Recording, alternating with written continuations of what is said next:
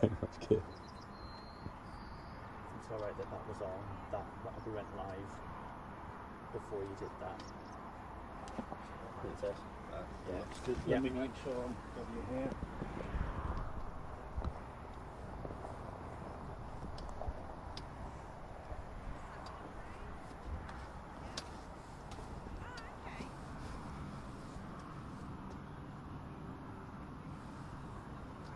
Just give me a couple of words so I can see what Welcome to the launch of Ben Lowe and Harriet Ross's farm.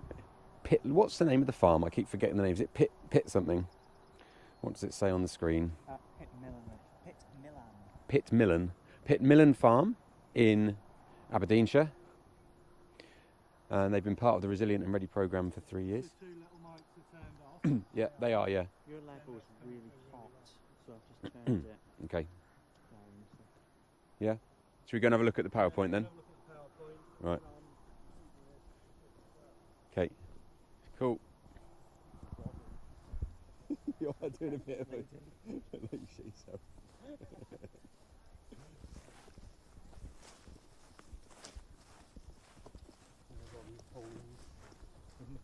I know, it's just...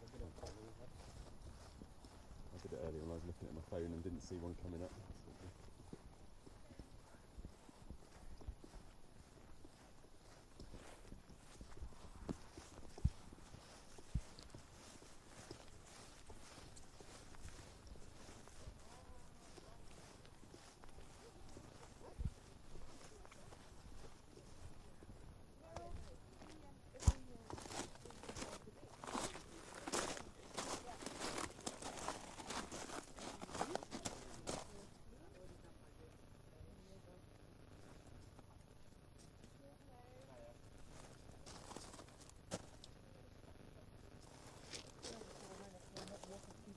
Yeah, you'll find out in a minute, won't you?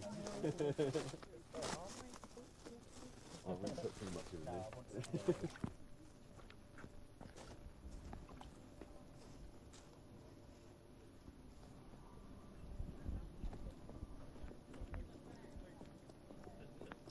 Okay, Mark, you getting all this?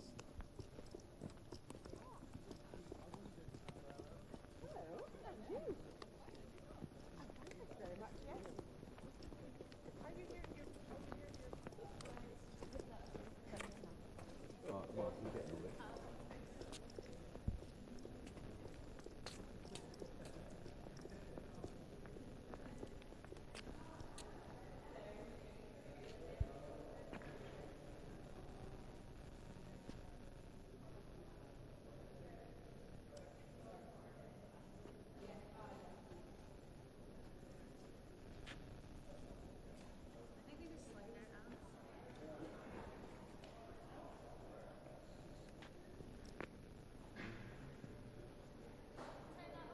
Yeah, which button is it?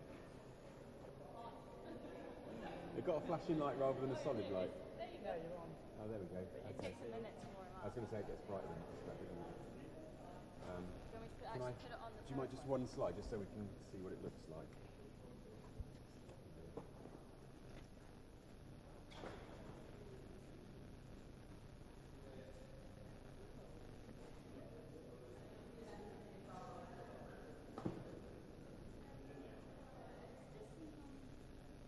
Yeah, I thought that was the case. Right. That's good. Thanks.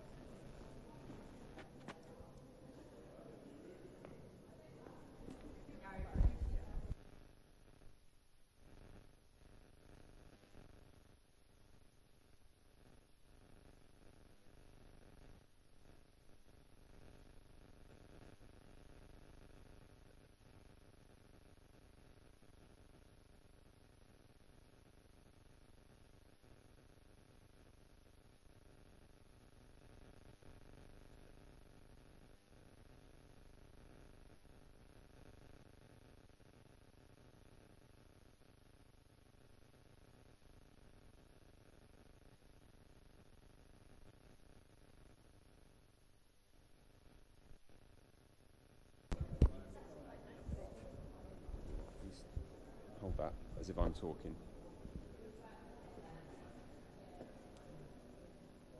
Hello, welcome to the launch of HB Farms as the leaf demonstration farm in I have to remember this, Pitmillen in Aberdeenshire. Need to turn it up again because I turned it right down through a holes in it like this. But... Okay, Mark, we're going to just do that one again because we didn't have the levels quite right. Here we go. So this is the launch of HB Farms as a leaf demonstration farm in Aberdeenshire. There's going to be a presentation to the screen here, so we need to probably consider where Harriet and Ben stand so they're not in the way. And Martin needs to get into that shot there where he is at the moment. Okay, how was that?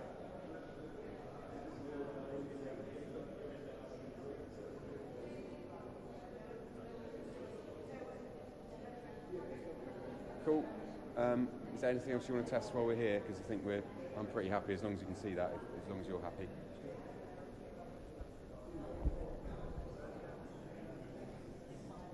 Yeah. Yeah, 2 seconds. Yeah. Checks. Yeah. Got name badges for you. Cool, thank you. Thanks very much. Yeah, hopefully we'll be tweeting about it and get some people joining yeah. live. So We've got it's gone up in the 20s now, so we've got Yeah. you know, we can double the size of the event, and that'll be good, I think. brilliant. Right, Mark, we've got the radio mics on now, so here we go again. Can you turn the perhaps turn the... That's that one, isn't it? Yeah. Okay, so in the situation that we've got the shotgun mic and the clip-on mics in play, there's no issues there. It's all coming through okay. We've got everything turned on at the moment.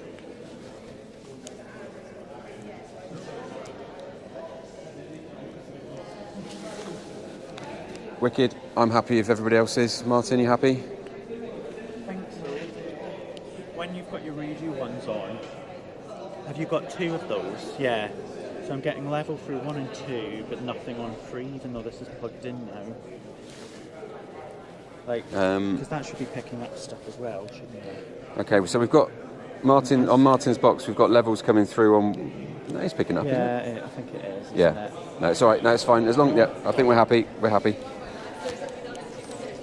Looked like it wasn't. Yeah, sure thing. Do you want a can of Coke or anything bringing over?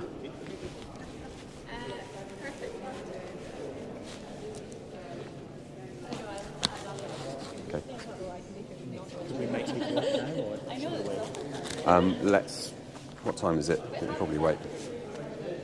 Yeah, it's not even 1 o'clock yet. Let's give it 10 minutes.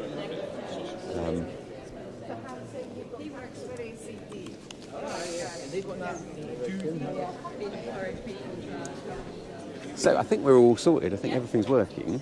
Just in terms of mechanics, we've planned for like an introduction from how many people have we got speaking at the beginning? It will be Vicky introducing Lee. Yeah. Giles, Corteva. Yeah. And then Harriet and Ben are going to introduce themselves. Okay. And they've got the little slides up. Okay. So can we, when they start, can we just get them all roughly in the same area, just so we don't have to keep moving around, and we can just point the mics at them? And then anyone else, that obviously Harriet and Ben will be talking throughout the tour. Is there any other scheduled speakers during the tour, apart from when we get to the tree planting bit? No, it'll just be them. Cool, that's perfect. And then you're going to say a few words when we do the trees? So there's Andrew. Yeah, so Oh, yes. Connor and, Yeah. and Alex. Okay, perfect. That's it then. That's fine. That all works. I think. So we're going to get questions. If we get questions online, they're going to come through here. So if I put my hand up, I'll ask on behalf of anyone that's watching virtually, and then we just need to remember that some people might not hear it. So we just need whoever's answering the question just say, if you didn't quite get that, this is the question, and then answer it. But otherwise, it should all be fairly. Hopefully, we don't have to change anything. You can just do the farm tour, and we're literally just following you around. Is the idea? If that's okay. We don't want to stilt it and make people feel awkward. But, is that all right? Yeah, brilliant. And sorry, yeah, one more thing. Sorry. When we start, just before we start, we're going to do a little piece to camera here to say welcome to the live stream of the farm. This is about to start now. Put your questions in as they come, And then when we walk in, if we can start, if that can be the starting point, that doesn't have to be anything like big, but if you just keep an eye and see when we walk in, we're ready from any point after that, okay? So you can call to order, whoever's going to call to order. Yes. Okay. All right. Well, yeah, maybe you give us a nudge when you say, I think we're all ready, then we can go and do that, take no more than a minute, and then you'll see us come back in and you can shout at everyone and say, right, we're going Maybe when you go out to do it, then we'll say, did you think I was just going to mention it? And I was like, That sounds like a plan. Cool. Lovely stuff. Right, I'm going to go and feed. We will. I'm going to maybe grab a sandwich for Mark quickly because he can't leave his van.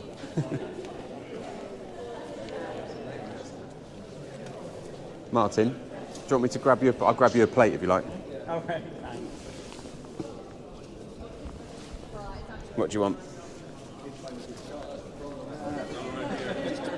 Bit of everything. No way. Which sandwiches? Have a ham and cheese at the front, and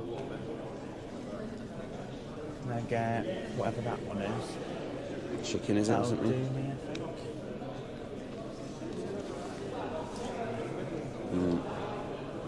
Cool.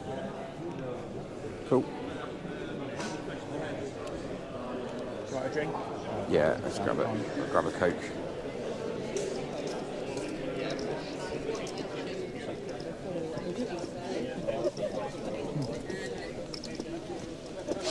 You happy? I think so. Yeah. I think Mark. I think we just basically do as little as Yeah. possible and let Mark And tell just us if keep we an need to eye on change stuff. things. Yeah, exactly. That'll be the perfect. Ah! The wind blew my sandwich away. Mark's sandwich, that one. Enjoy. Oh, sorry. I wish I could. No, I should have. Right. Where has this wind come from? Yeah, it's like gale suddenly. Too late. What's he saying? Make sure you look after his sandwich. Does he know? You see, we definitely didn't drop a sandwich.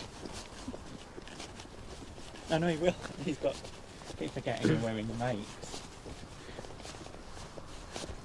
Oh, he's brave. He's put his camera in. Everything. Camera in the rain.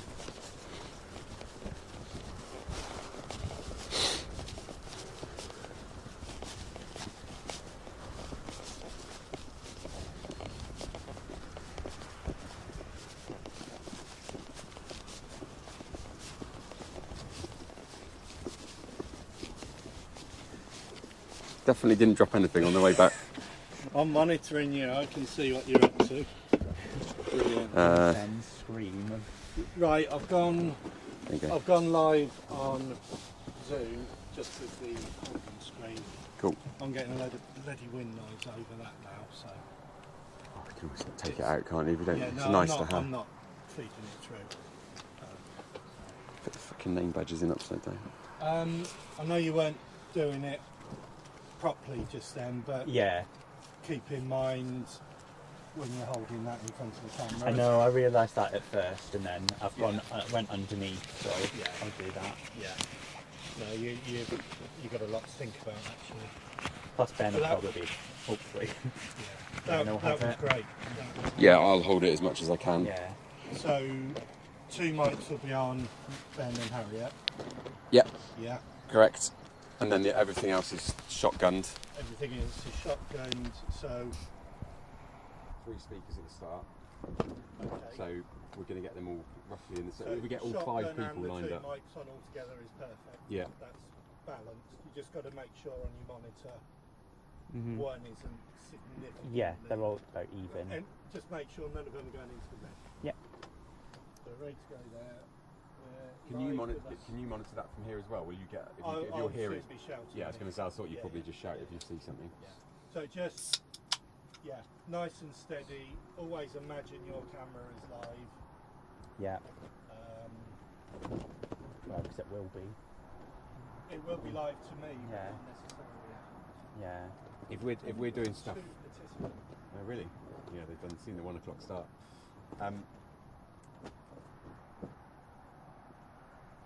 You've just got if you see something that we're doing wrong, just shout.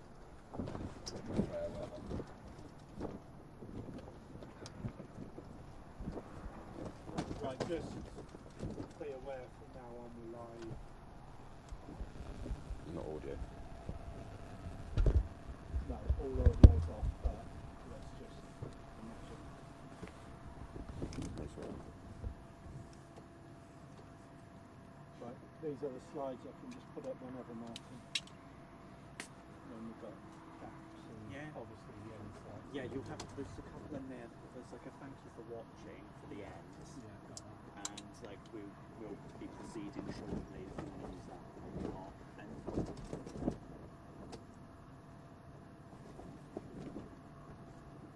I'm not using that mic now. You happy? You happy if it right there? I mean, if it starts drizzling, I can. you can run it back and get it if you need to. Okay. Cool. I might actually, if you're coming down that track, I might just do it all the time. So, yeah, Right, shall so I- I've got my list. I'm going to mic these guys up and just say hello to a couple of people, and then I'll Yeah. Shotgun mic disconnected at the moment. It's not. It's plugged in. Right, let's disconnect that, and then I know I'm getting the feed.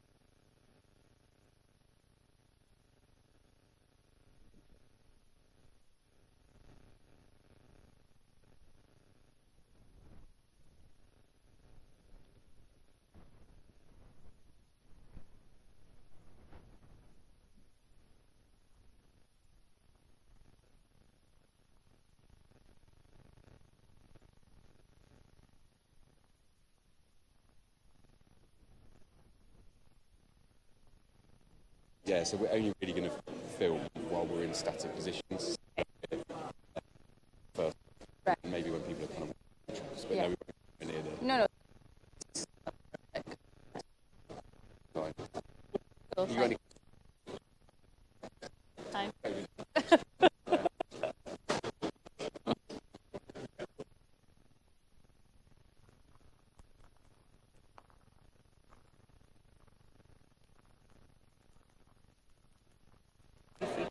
Nothing. Running late. I didn't want to be late. Hear me breathing loudly now. So he'll maybe appear at whose tail is yours. Oh well. but it's just beware. Don't say anything you wouldn't want to be broadcast. Thank you very much.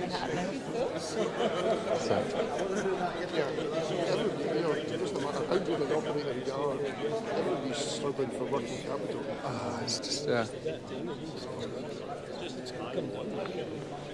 Yeah. It makes budgets look a bit daft, doesn't it? Yeah. You know, I still say that as long as you know Barley. and can explain why it's available. Oh, how much? Oh, I don't know. That's Yeah. Ben's department. So then you can go away from it. I think it's down at about 240, is it? Then things have gone, it's not because you bought badly or something like that. No. It's factors out with your control a lot of the time, isn't it? Well, yeah, I don't know if does Ferret come back at all? Yeah. But one of well as well and one We'll get you in with the pigs with your wellies on. no, banned from entering any areas of livestock. Is that true? Just to make sure that there's no Yeah. contamination still with the, You can have some lunch. disinfect your boots and all Yeah. that kind of stuff. Just to make sure that you're Squeaky not clean. not the source of anything. Yeah, no, definitely. Hiya. How are you? Bye. Long time no see. Okay, I think. Soon out.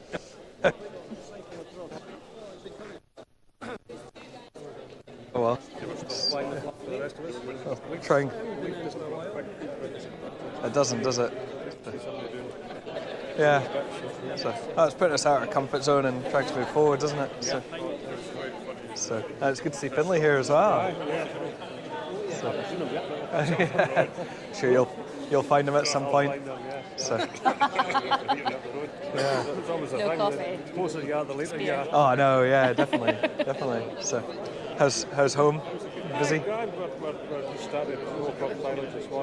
there still Right. you can still sit in there, or is it just Yeah. So how early are you compared to normal? So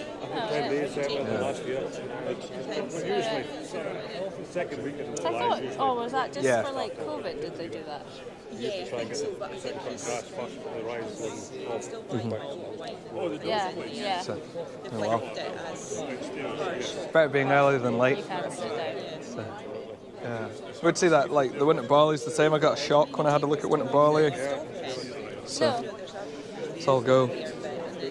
You won't have winter barley now, do you? No, No. we're only combining with stuff, speed and spring oats. Yeah. Keeps life simple.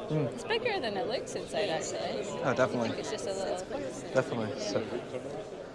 Oh well. Not behind you. Catch up with the loon and we'll Yeah. see you later. Let you get some food. See you later. Oh, yeah. Yeah. How are we? Not too bad. Thank you for coming. This is a fair shed you got here. It's okay, isn't it? It's empty though. That's the problem. So, looking forward to filling it. So, how's your morning been?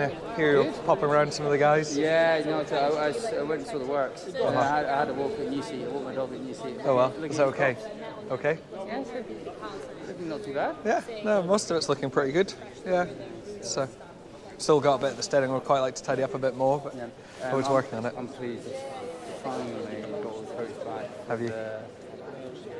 For the trenches and cabling and all that. Oh yeah. Finally making progress. It's a nightmare for you, isn't it? I think with these storms, you've probably been finding with all the damage from the storms, winter, just contractors getting quotes. And I mean, I've been receiving letters from the insurance brokers, which is due to go out in January. You know, and they're just coming in a few weeks ago. Really? But I mean, the whole system is a massive lag. Yeah, yeah. It's a perfect storm, isn't it? Like, a lot of it's from the back of a storm. Yeah. Nailed it. Yes. Yeah. I mean, we should all become tradespeople, shouldn't we? Yeah. That's where the money's to be made. Oh, I know. I know. I make fun. Building an empire. He's the crown guy that thinks Right. everybody says they're crown. Basically, does everything, doesn't it? Yeah, and he's just it's easier just network. Well, there's Rory Galloway. He's from Staples. He's from. His home's in Arbroath, actually. He's actually set up a trades business. Is he really? And he's Hiya. he's not on the Good, tools thanks, really how are you? himself. Yeah. Well, he's a landlady, Thanks for now coming. married. He's obviously a great opportunity. Yeah. He might have been I know. Yeah. So we're not going to lose you then, are we? Hoping it would be a bit.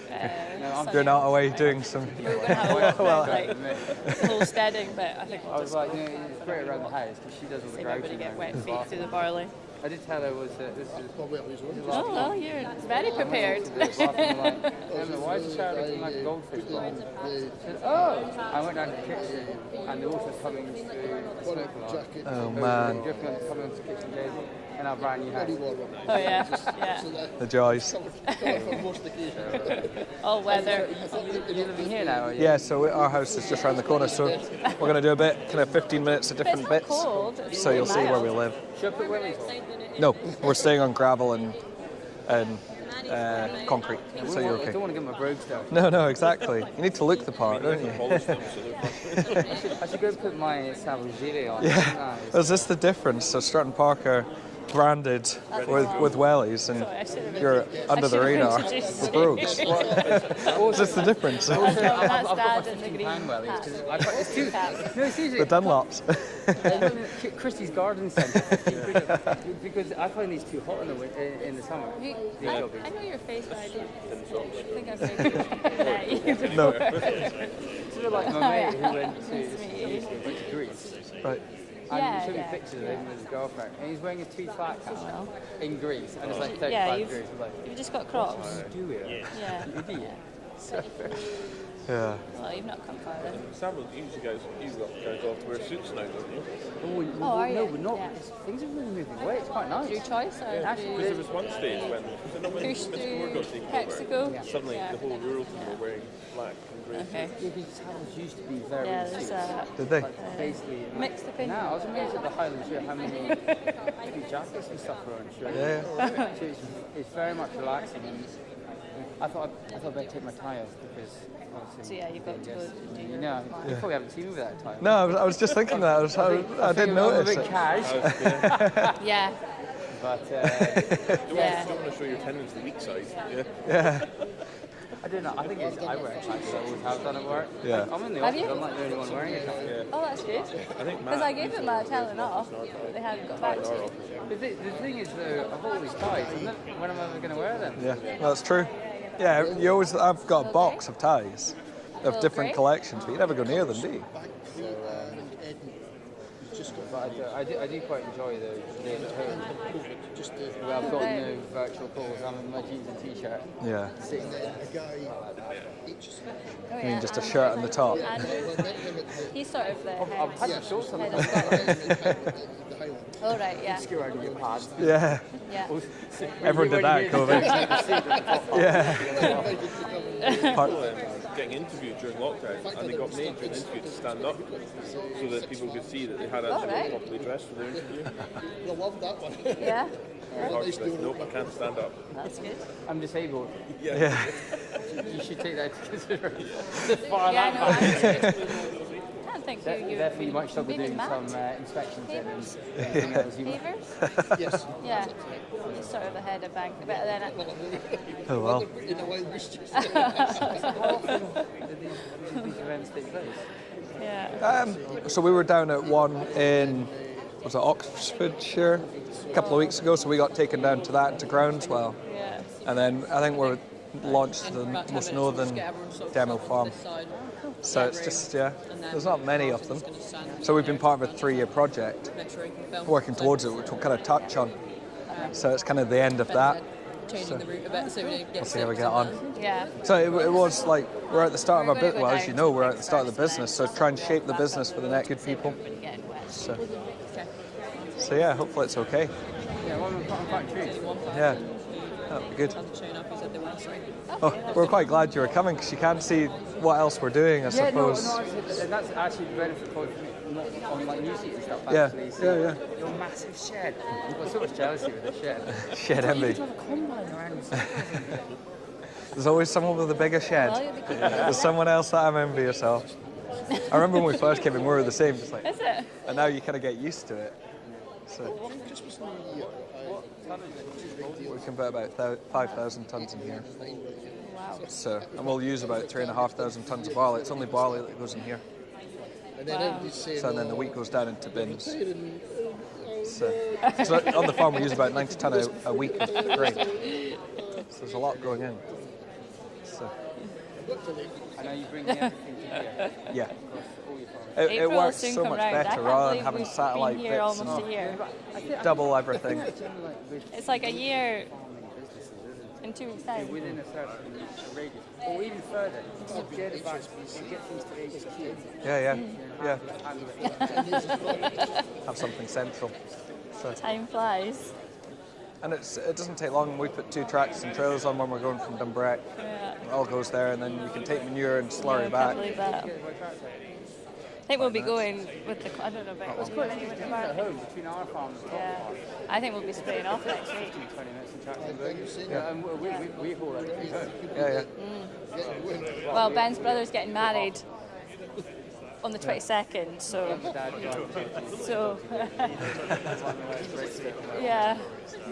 Everyone's got one of those. Is it getting windy out there? I read something the other day. It's like notice that the temperature is 17, 18 today, but the real feels 12. Oh, right. The wind chills. Because it's supposed to get pretty windy. As long as it doesn't rain.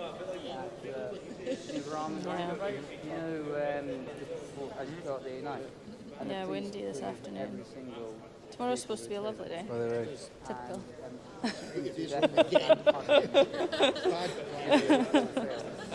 the forestry wagons, their trailers getting more than once a month. Wrong last I don't know if that's normal or sat there and went up this road once a month. You can see why though, where they go. Rattling around. Those guys are nutcases. That is definitely me up there. Check where I'm actually going.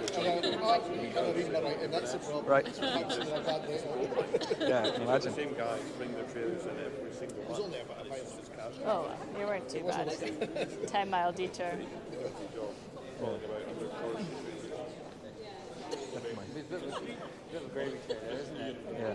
Have you ever, you know one that have the crane on the trailer and it's got like a high seat? Yeah. I got a bit of a shock and scratch. Looks dodgy as hell.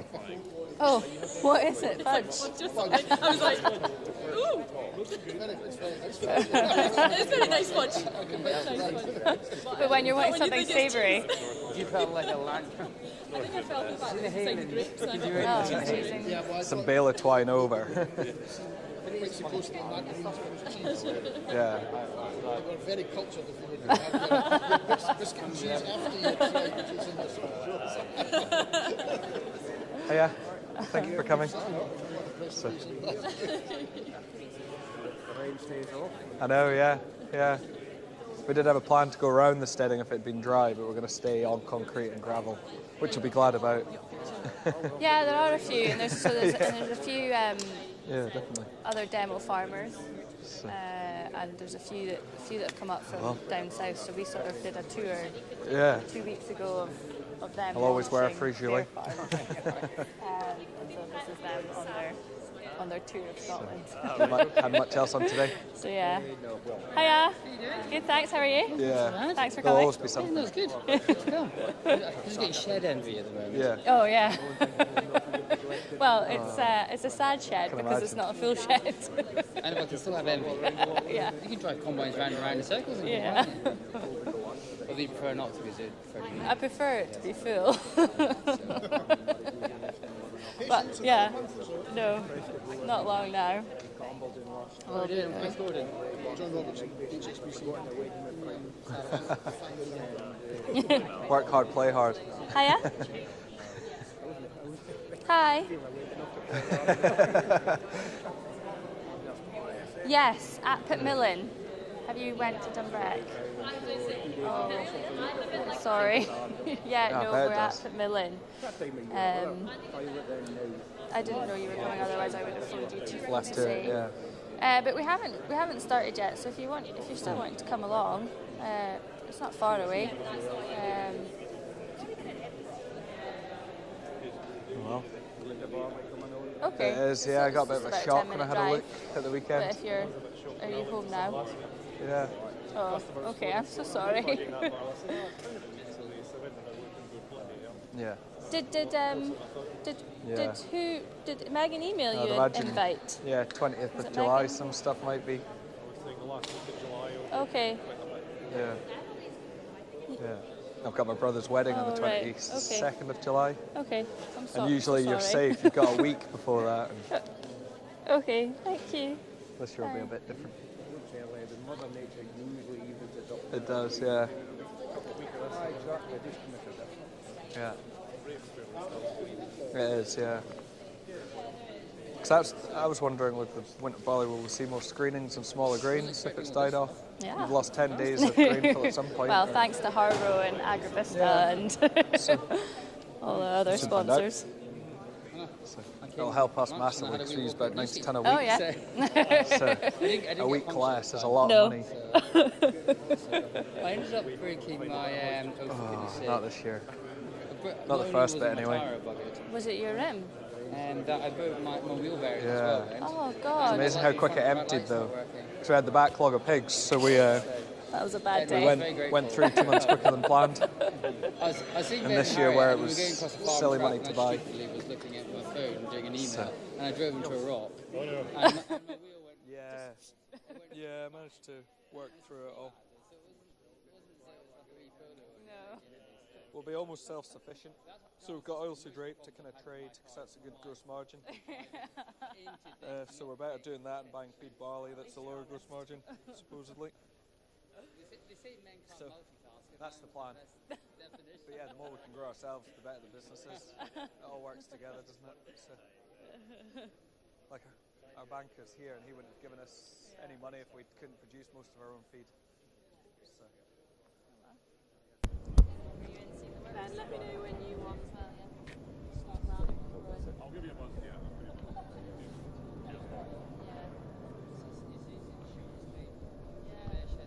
Oh, no, yeah, exactly. That's right. We've still got a roof on. You guys coming out? Yeah, we struggled to get quotes. We actually did get quotes, and then we had a surveyor come out. Let's go for it. Okay, Mark, we're about to go live.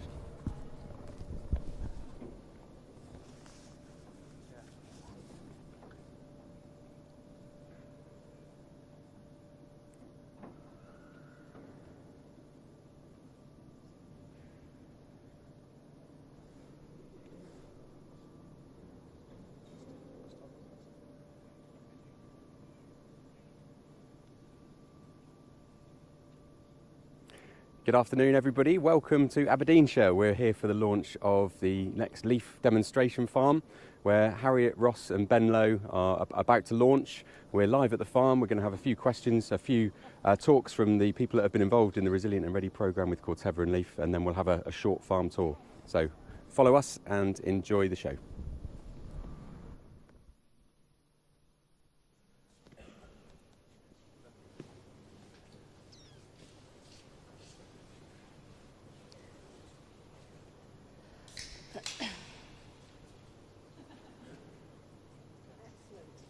Welcome everyone, and it just is a great delight to see you all here today as we launch Ben and Harriet HB Farms as a leaf demonstration farm.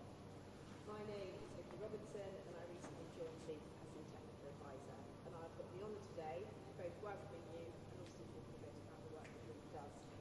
So I'm going to say a few words, hand over to Giles from Corteva, and then obviously to Harriet and Ben as they talk about the farm, and then take us on a farm tour to talk about everything they're doing here. And they join 40 other leaf demonstration farms, and and 14 Leaf Innovation Centres. So between them, with the Leaf Innovation Centres, they're looking at pushing what we're doing around integrated farm management. So everything that we do with Leaf, we're talking about integrated farm management on our demonstration farms. We have the wheel here. We will hear a lot about the wheel as we go round. And our demonstration farms are out there showcasing integrated farm management and sharing about it, encouraging that peer-to-peer learning, which is so important with other farmers, but also with researchers, government policy and other organisations. And HB Farms joins, it's the fourth leaf demonstration farm we have in Scotland, joining Woodhead Farms, Bonehill Farming Limited, and we have Sean here today in Finley, and also Morriston. They can make the claim to fame of being our most northerly demonstration farm now. We have a first here today. We're being live streamed. So I'd like to say a huge welcome to all the people out there on Zoom who are watching this and who are watching this back on recording. And isn't it fantastic that we can do this now, that we can actually reach out to a wider audience. And Ben and Harriet have come to this point through the Resilient and Ready programme, which Giles will talk about in more detail. But it's a 3-year programme, and it's designed to equip farmers with the skills, know-how and confidence to be industry leaders in sustainable farming. 4 farming businesses went through it, and what's fantastic is all farm businesses have made it here. So we've gone from Nick from the Atherton estate in Berkshire, Andy Basin, who's from Newhouse Farm in Hampshire, and we've got Craig and Claire from CJ Brands, who are locally based as well. So it's really great to have all 4 farmers together. Leaf's journey began in 1991, so we recently celebrated our 30th year anniversary. And who would have thought, from such a tiny organisation with bold ideas, where we would be today? And much of that is down to the drive, the passion, the enthusiasm and determination of Caroline Drummond. And I know that she will be much in our thoughts today. And she left behind a legacy. She left behind a very strong legacy. And she also left behind an incredibly strong team. And I feel very privileged to work with a team of individuals with such talent, skills and knowledge.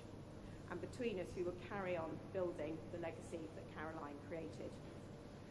This is partly through last year we launched our 10-year strategy, a new 10-year strategy with 3 cross-cutting themes of health, enrichment and diversity. And they're supported by 3 pillars. Knowledge generation and exchange, and that's where the network comes in. And also the partnership work that Leaf does with the likes of Giles and Forteva. And our training, our integrated farm management training comes into that as well. And then there's market opportunities. LeafMark. LeafMark was launched in 2002, went global in 2007. And we're now supporting, we've got growers who are LeafMark certified in 19 countries throughout the world. And we published our 10th Global Impacts Report recently, and 48% of the fruit and vegetables sold in the UK is LeafMark certified. And we're growing. We've worked with suppliers such as M&S, Waitrose, Vitapress and Jordan's over the years, which has been absolutely fantastic. But we're now working and starting to work with Lidl, as all Lidl UK grown fresh produce, sold fresh produce becomes LeafMark certified, and also Tesco's, as their UK produce that's sold here, their fresh produce is LeafMark certified. So we're going to expand across that global reach, which is a really exciting time. And as well as working with PepsiCo, with the oat growers in Scotland. So it's a great time to see LeafMark really expand. 5 years ago, Leaf merged with Face, and Leaf Education was born. And we have another number of elements under that. We've got Farmer Time, where we connect up to now 900, we've connected 900 farmers in schools where they have regular FaceTime conversations. So a school can actually see a farm throughout the year. Again, the joys of technology. We also have a network of regional educational consultants who are out working with teachers, working with farmers through that connection, providing the CBAS training, provide farmers with the skills to be able to host farm visits. And of course, Leaf Open Farm Sunday. Started in 2006, we've now had, since then, 2.5 million visitors. This year, 12th of June, we had over 250 farms opening, I had the privilege of going to a farm with Lord Benyon down in Berkshire, and it was fantastic seeing what the host farmer Alison had done and all the information she was sharing. By the time I arrived, which was about 20 minutes before it was open, there was already a queue, and you could see people were so interested in where their food comes from and the role that farmers play in producing that and looking after the environment. And she had some fantastic facts, and my top fact of the day was that turkeys can run at 25 miles an hour, which I took away, and I was like, who would have thought it, a bird that big could run that quick? So yeah, really, really, really good day. And we haven't got the stats from this year, but last year, 43% of visitors had not been on a farm before, and this is the first visit to a farm. And I think for people who've grown up on a farm or work in the farming industry, it's sometimes quite hard to actually comprehend that, that a lot of people have not and are not connected with farming. And through the third pillar, which is engaging education and engaging people with the food they eat and where it comes from, what we're really trying to do is get that connection so that people understand where their food comes from, what farmers do, but also it's about seeing agriculture as a career proposition. So not only do I work with farming, with primary schools, we work with secondary schools as well. So the people who might never have considered the breadth of careers that there are in agriculture, that agriculture might be for them. And we need that new talent coming into the industry. So, enough about Leaf. This day is about Ben and Harriet. So before I hand to Giles, I just want to say thank you to Corteva for the programme, for working with us. Thank you to the three sponsors, Harbro, Frontier and Agravista. And thank you very much to Ben and Harriet for hosting us. It's great to have you on board and very much looking forward to working with you over the next few years. Thank you. Good. Thank you, Vicky.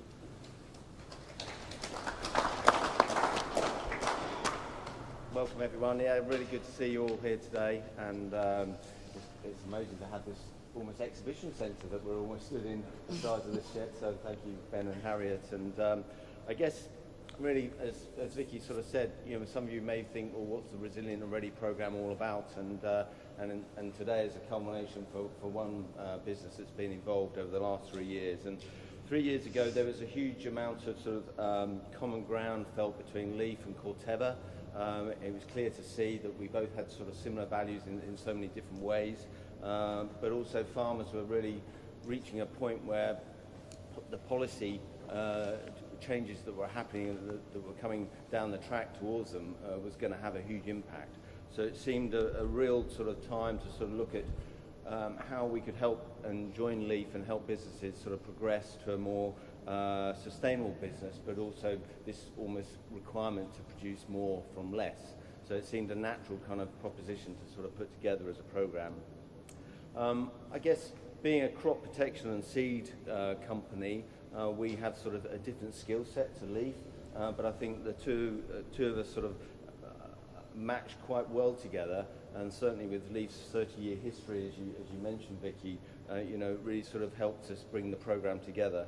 And it is a partnership. We have a shared goal to help our Resilient Ready farmers, of which the two guys from England are here today with Nick and Andy, and we've got Claire and Craig Grant. But also today it's about Harriet and Ben, and it's about bringing these growers to the fore, supporting them, enabling them, but also then providing them a platform to be sort of industry leaders, and then pass on that knowledge and that sort of experience to others that will come along behind them.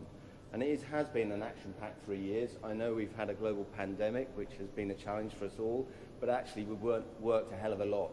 And I guess today's live stream is one of those scenarios where we have the technology to do so much, and maybe sometimes we just need to take that leap of faith and start using it. And we've managed to do that throughout the 3 years, even virtually.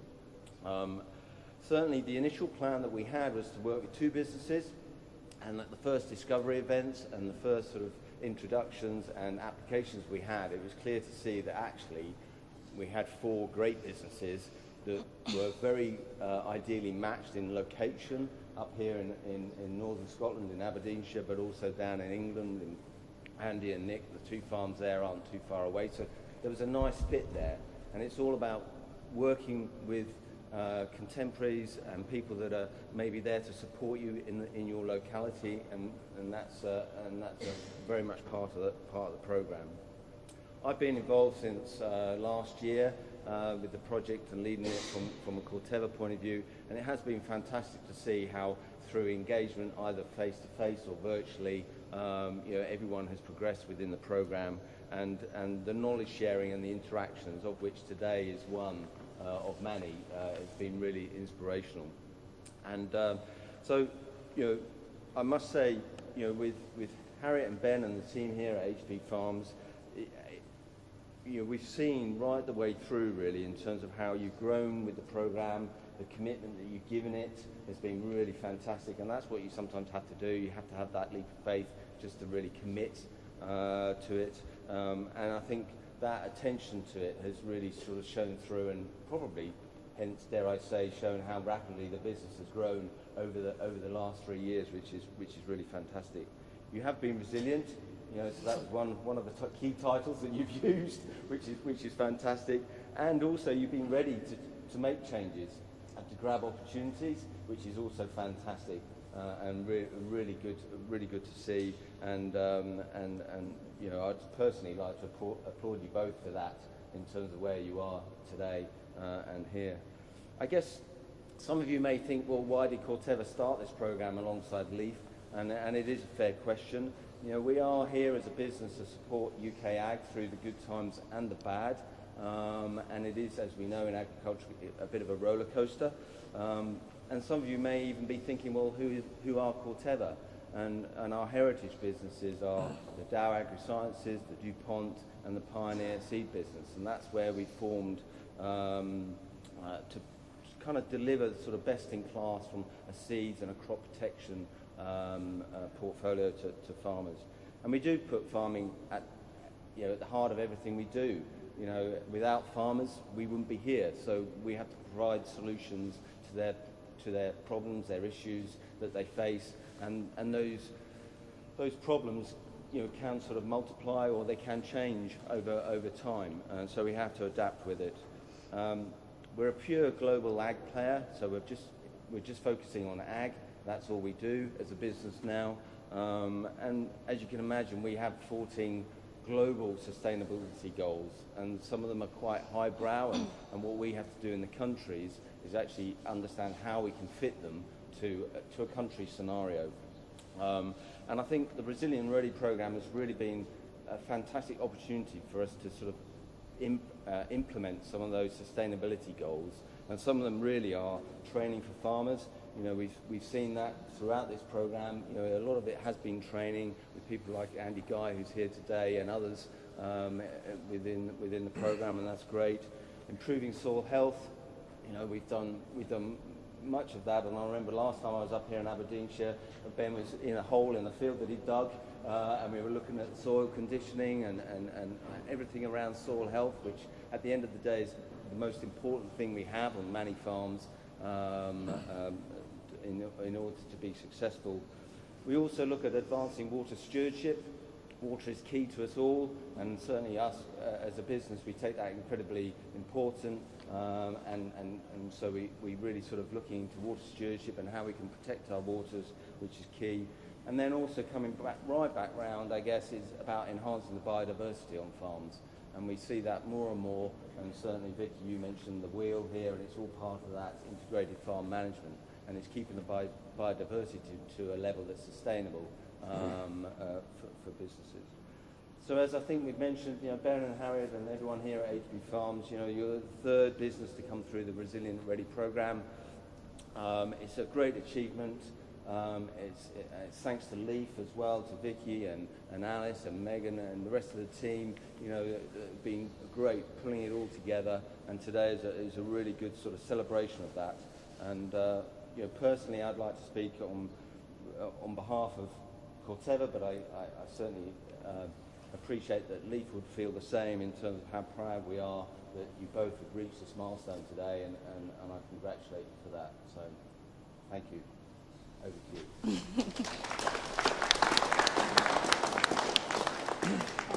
Thank you very much, Vicky and Giles. Welcome everybody to Pumilin. very sunny Aberdeenshire. So yeah, we're just going to do a bit of background about us and the business and how we started and where we are now.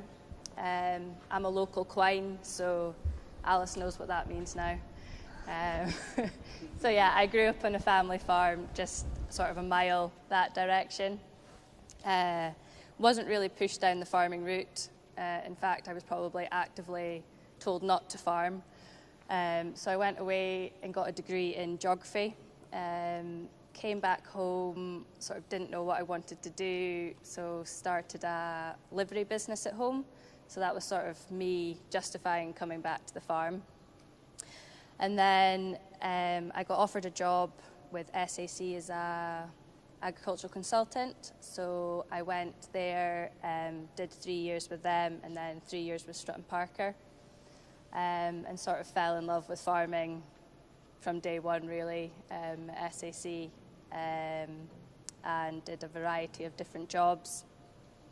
And yeah, now full-time farmer. So achieved mum and dad's dream. And I'm Ben, so I'm from East Lothian originally, just outside Edinburgh. Not from a farming background at all. So dad was a civil engineer, mum was business systems, so setting up computer systems. I seemed to get, my granddad was a farm manager, but he obviously retired before I was even young enough to get in a tractor, but I kind of must have got the love from him, so I've always wanted to be a farmer. So went through school, got to kind of 15, managed to get working summers on farms, sweeping sheds, washing tractors. Left school, still didn't kind of know what route to take, so I went and worked on farms, and I did what every 18-year-old does and just drive the biggest machine I could. It was really good. Kind of got to a couple of years down the line and thought if I want to go any further, I kind of need to study, so I went and studied at Edinburgh SAC for 4 years. I originally went for 2 years, but it was quite a good lifestyle, so I did the 4. While studying, there was a bit of time, so I'd got a third share in a farm shop, which was fantastic. There was 7 employees, and I was working with some good business people and learning how to work a business, because it does take a bit of learning, so I managed to do that, as well as kind of started with 40 ewes and built up to 150 ewes over time, and marketed that as lamb boxes. So I was always looking for an opportunity to be a farmer rather than work on farms, and never really saw that coming, but kept trying. As I finished studying, I got the opportunity to work for AgriVista as an agronomist, so it was very much, here's a car, a laptop, go and travel around the country for a year and learn. So I really got paid to learn. It was fantastic. I still work as an agronomist now, part-time rather than full-time. And we kind of started a farming journey. I met Harriet when I was up here and then moved south. And then we got the opportunity to take on a leased farm. Yeah, in 2019, we put in a tender for an SLDT, a 3-year SLDT, just sort of 5 miles from here. So yeah, we put in the tender, got shortlisted for an interview, so we got through the interview, and then we were very lucky in being awarded that tenancy. We didn't really expect to get the opportunity. No. We came from a very different route. There's quite a lot of neighbours went, and it was all about rents and how big a kit they had and things like that. And we really said, give us a chance. And we're very lucky. It's the Aberdeen Endowment Trust.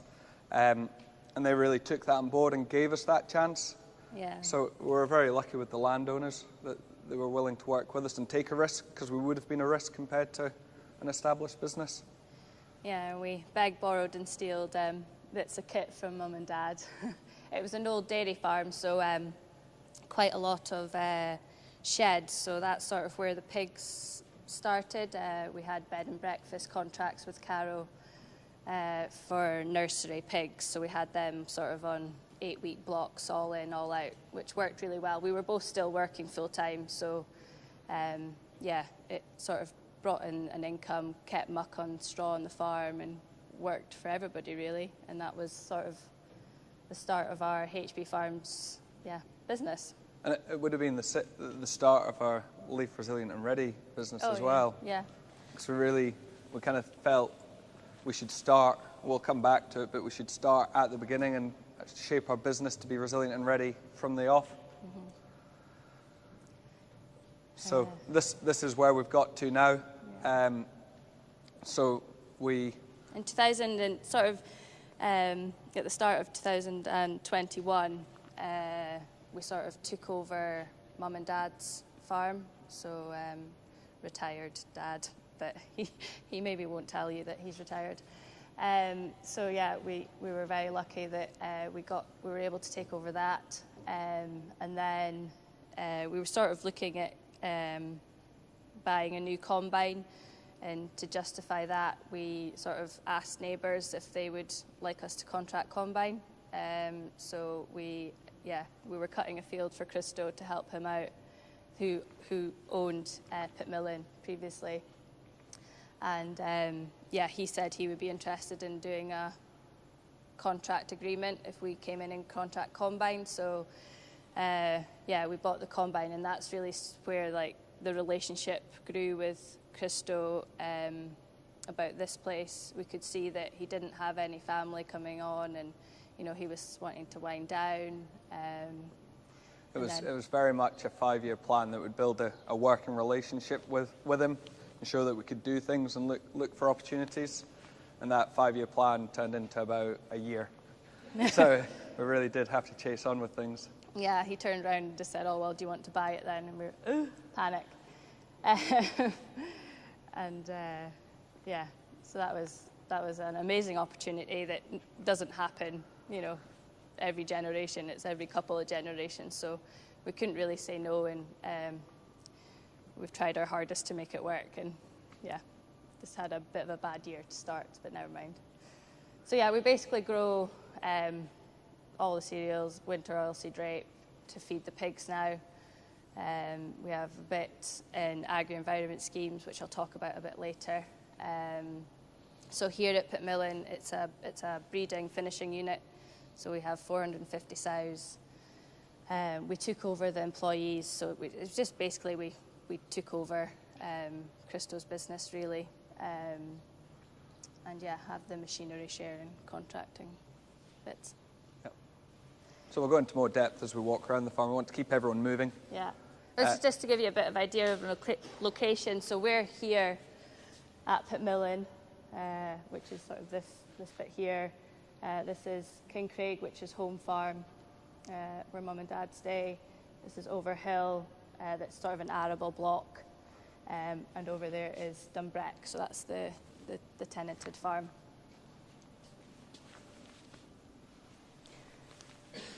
You want to say a bit about it? No, you do. So a bit about Resilient and Ready, and why we chose to apply for the 3-year programme. Really, Ben said before, we were at the start of our sort of farming journey, so we thought it was a great time to get people onto farm and help us shape our business. We were sort of quite easy to change because we weren't moulded to one structure. So we had experts come in and do sort of look at our business plan, and Tamsin came in and looked at the biodiversity on the farm and how we can sort of help the environment and work with it. We sort of saw Leaf as a loud voice that was, Caroline was, you could just see her in all the news, and Leaf, people were starting to sit up and listen to Leaf, and they had a good voice, and we believed, their ethos. So we thought we would sort of be sort of ahead of the curve and see what it was all about. I think we've met some fantastic farms along the way, and networking and learning off each other, I think, is a big part of the. It's definitely all about people. It's about pulling good people onto the farm. That's what we've always driven to do, and hopefully continue to do. Yeah. We'll talk a bit more about the pigs, but just why we were mad enough to buy a pig farm. So you probably want to say. It's my constant saying is closing the loop, so getting everything to work for each other. So we were predominantly an arable business beforehand, so our cash flow was terrible because we'd have September, October, November was fantastic, and then you'd not get paid anything for the rest of the year, really. Whereas now we've kind of built a business where we're growing feed. It's almost two businesses. So there's the arable enterprise where we're growing the feed. We're almost selling the feed to the pig business, and hopefully making a profit between selling it at opportune cost to the pigs. I'm not saying we're doing that at the moment, but in time. And then feeding the pigs and producing pork and being able to sell that off the farm, but the manure and the slurry going back around to benefit the crops. So between the two, they work very well together. Mm-hmm. So it's always about complementing each other, and that's what we're trying to do, and that's why we jumped in 2 feet into pigs. Yeah. Should we go for a walk? Yeah, so our plan is that we'll go for a walk. We're going to stay on concrete and gravel, so we'll go for a walk just around the corner. There's a foot dip at the end of the shed, so I'll get everyone to dip their feet, and we'll have a kind of look from a distance into the pig unit and chat about what we're doing there. And we'll just keep moving around the farm and stopping for kind of 10 minutes at a time and keep everyone alive. So, okay. Hopefully it doesn't rain. Is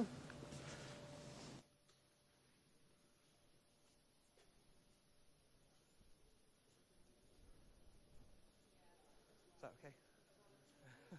You never know, do you? Hiya. Fine, how are you? Good food. This wheel's so important. Thank you very much for yours. Yeah, you've got to carry it. Oh, that's good. What day for it? Well, wasn't this morning? Yeah. Yeah. At least it's not cold, it's mild. Growthy weather. You far away from the winter barley, do you think? No, I think we'll be spraying off next week. Yeah, combine will be itching ready. Ben's brother's getting married in the sort of 20th of July. Very lucky with the team. 20th of July. Yeah, so that's when the combine. So I think we'll go after. Just a little bit. Yeah. It's all practice, isn't it?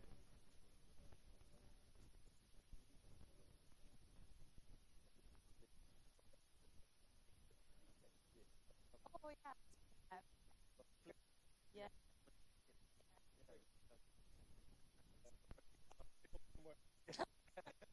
Oh, we halved it last night. Oh,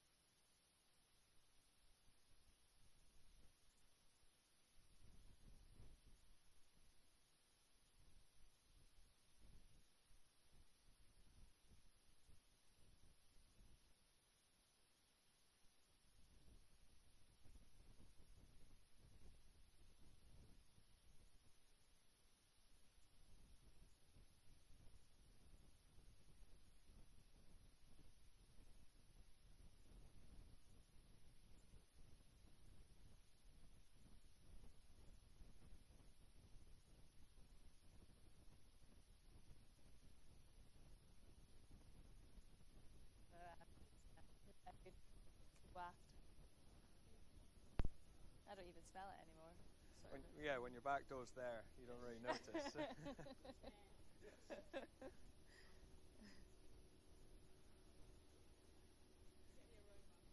Yeah. Right, it's a full experience here.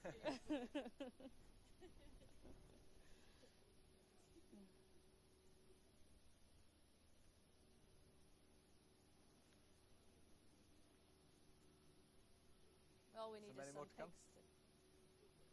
Pardon? Right.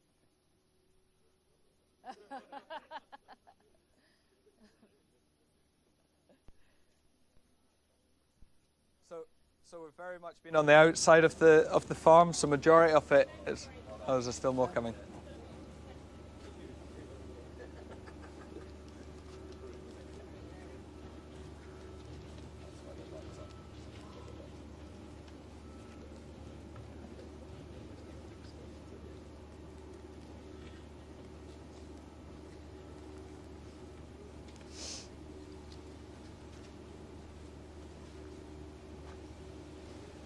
Good to go now? So we've very much been on the outside of the farm, so it's the kind of dirty side of the farm, and everything from this point into where the pigs are is biosecure. So every time we go into the farm, we go through this door, take off all the outdoor clothes, everything, your socks and everything, change into farm clothes, put on farm wellies and a boiler suit. So we're trying to reduce the risk of taking any disease or issues into the farm. And every time we take any tractors or forklifts through here, there's a knapsack there and everything, all the wheels get sprayed with disinfectant. So unfortunately we can't take you in to see the pigs, but we can give you a bit of a view of what's going on, and Harriet will kind of talk you through that. Yeah, so all the sort of sows and farrowing rooms are predominantly this end. I should probably start. Speak up. Yeah, okay, sorry. So the middle sheds here are where the sows predominantly stay. They're all on straw courts, sort of when they're not in farrowing. So they have EID feed tags, so they all get fed depending on where they are in their lactation curve. So that's all done by sort of robot feeders. And then they stay in there, and then about a week before farrowing, they come into the farrowing rooms and farrow, and they're in there for about 4 weeks. And then once the piglets are weaned, they go into the flat decks, which is on our right-hand side here. So that's fully slatted, temperature-controlled rooms that sort of is on a temperature curve for when they go in. It's high temperature, and then as they grow it drops lower. So yeah, the sows at the moment are doing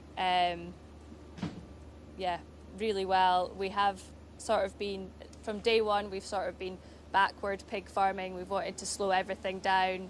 We've had massive backlog on the farm. Just sort of before Christmas it was at its worst. We had about 1,200 extra pigs on farm. Sort of at the top end when they eat the most, so it's been a bit of a baptism of fire, just not getting pigs off the farm. So we have about 300 born a week. We're weekly farrowing, so we need about 300 to leave the farm each week just to keep that flow going and not build up. So yeah. Someone must have told the sows that we're struggling, because they've performed really well in the last 10 months. So everything's been pushing, and it's made it much more difficult. That they've been doing such a good job in the farm, and the guys have really been doing a great job, but we've not been able to follow it through and make the business work so far. Yeah. So I mean, for the year, I just looked this morning, and we're sitting at, on average, it's 16.5 piglets per litter. So that's about just under 33 piglets per sow per year. So they're just, we can't keep up with them really at the sort of fattening end. And we fatten everything here on farm. So they move from the slatted flat decks into like a big straw court, which we'll see the other side, and then finish on slats again, and then hopefully go away in a lorry. But yeah, so we have where we sell through a co-op. It's called the Scottish Pig Producers. So that's sort of all the marketing and everything's done with us, done through them. So yeah, we're sort of a big pool of pigs that can hopefully have a bit of power in the marketplace. We've been very lucky that they support us as well. Yeah. Like there's a lot of, all the farmers within it want everyone to do well. So there's this pig discussion group, and there's people that'll bring you onto their farm and have a chat about what they're doing, and we're very, very thankful that we do get that support from all the kind of neighbouring pig farms. It's been a massive help.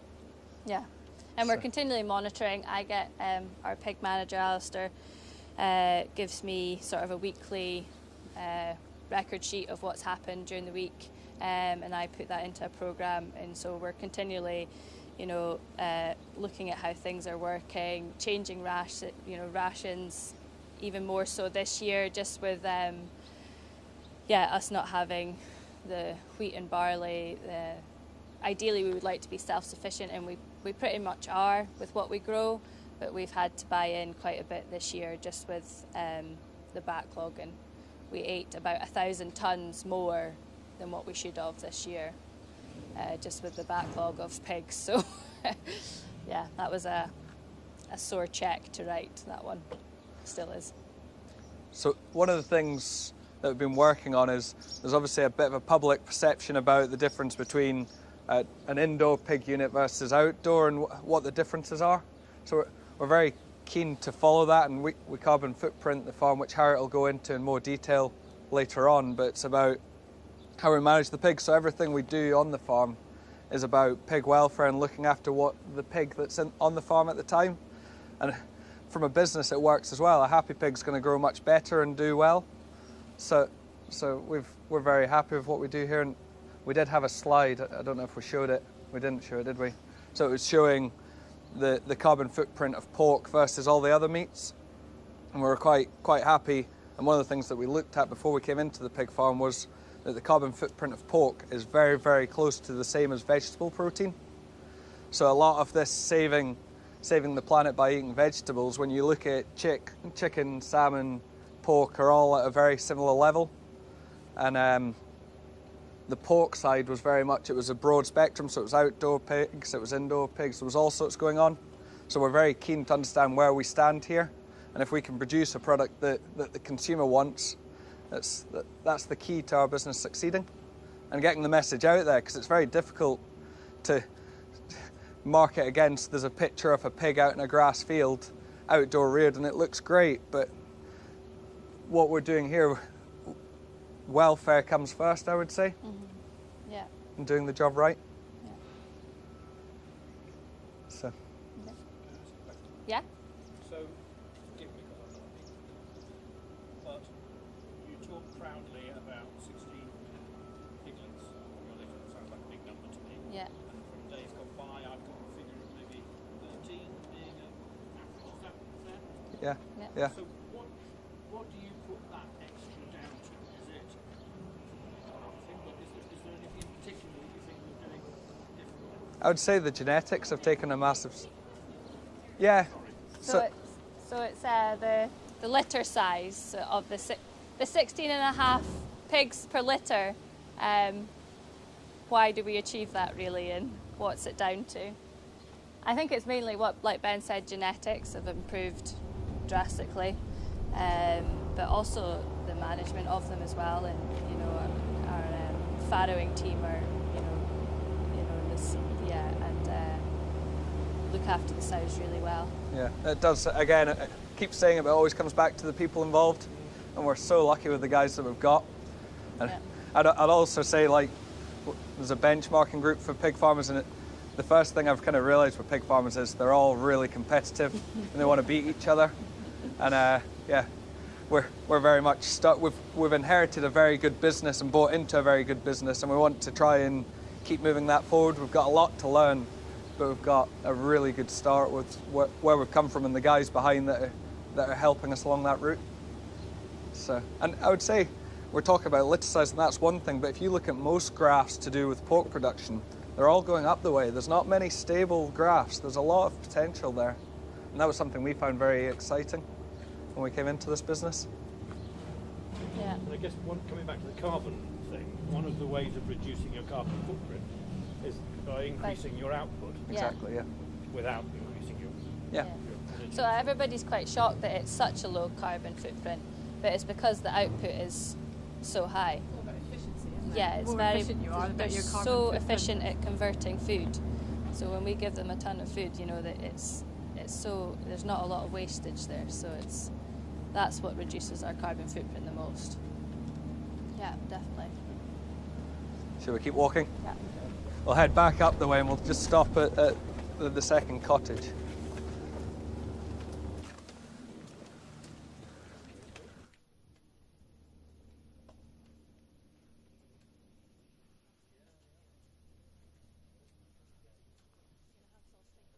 Yeah. Got the waft of the fan there. Oh yeah. we're going to kind of follow around the farm and kind of get an idea of where the pig's moving. Or is it... No, I know. Yeah. Oh yeah. But it comes back to like something about that can hold diseases. So. Oh, you don't need to dip your feet again. You're fine. Hiya. Hi. Nice to meet you. So yeah. We've got okay, yeah. time and then one. Oh right. Okay. Okay.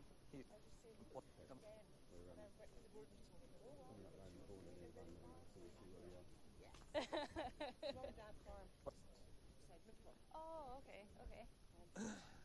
Cool. Oh, wow. Small world. Work at the moment. So that's why all the damage is done. Yeah, it is. It really is, isn't it? So, oh yeah, you can that get was your me at thoughts the Highland together. back in the day. We've all got those back in the day. Okay, we're about to go, so go back live again. So, unfortunately with the weather, we're going to get you to walk through some crops if it was dry, but we've not been able to do that. And I'm glad it's this week that you've come because the barley's still all standing. It could be down. So some of the things on the wheel are like soil management and fertility. So it doesn't take a genius to work out. You come into a pig farm, you've got a lot of fertility and a lot of organic matter coming back round. And again, it comes back to the closing the loop that the grain we're feeding, we've not got the nutrient leaving the farm, it's staying on the farm and we're able to put it back into the field. So we don't buy any potash at all. And the only phosphate we buy is a little bit of very available phosphate for down the spout with spring barley. We grow about 190 hectares of spring barley, so it's a big crop for us and we need it in a dry year. We need a bit of phosphate right next to the seed to get it going. So that's the only time we apply any phosphate. So it's only nitrogen and sulfur we have to buy onto the farm now, which makes a big saving. The whole ethos of us growing the crops is you set the yield the day it's sown. So everything has to be right before that, and the way you sow it is how you set the yield. Everything after that is a negative. So being from an agronomist, I should be selling you the dream that a can of chemical will fix it, but really you have to get the basics right before you get there. And that's why we've come into the whole business as a loop. So, do you have anything to say? Crop establishment. So yeah, we've been working, we use contractors for establishing crops at the moment.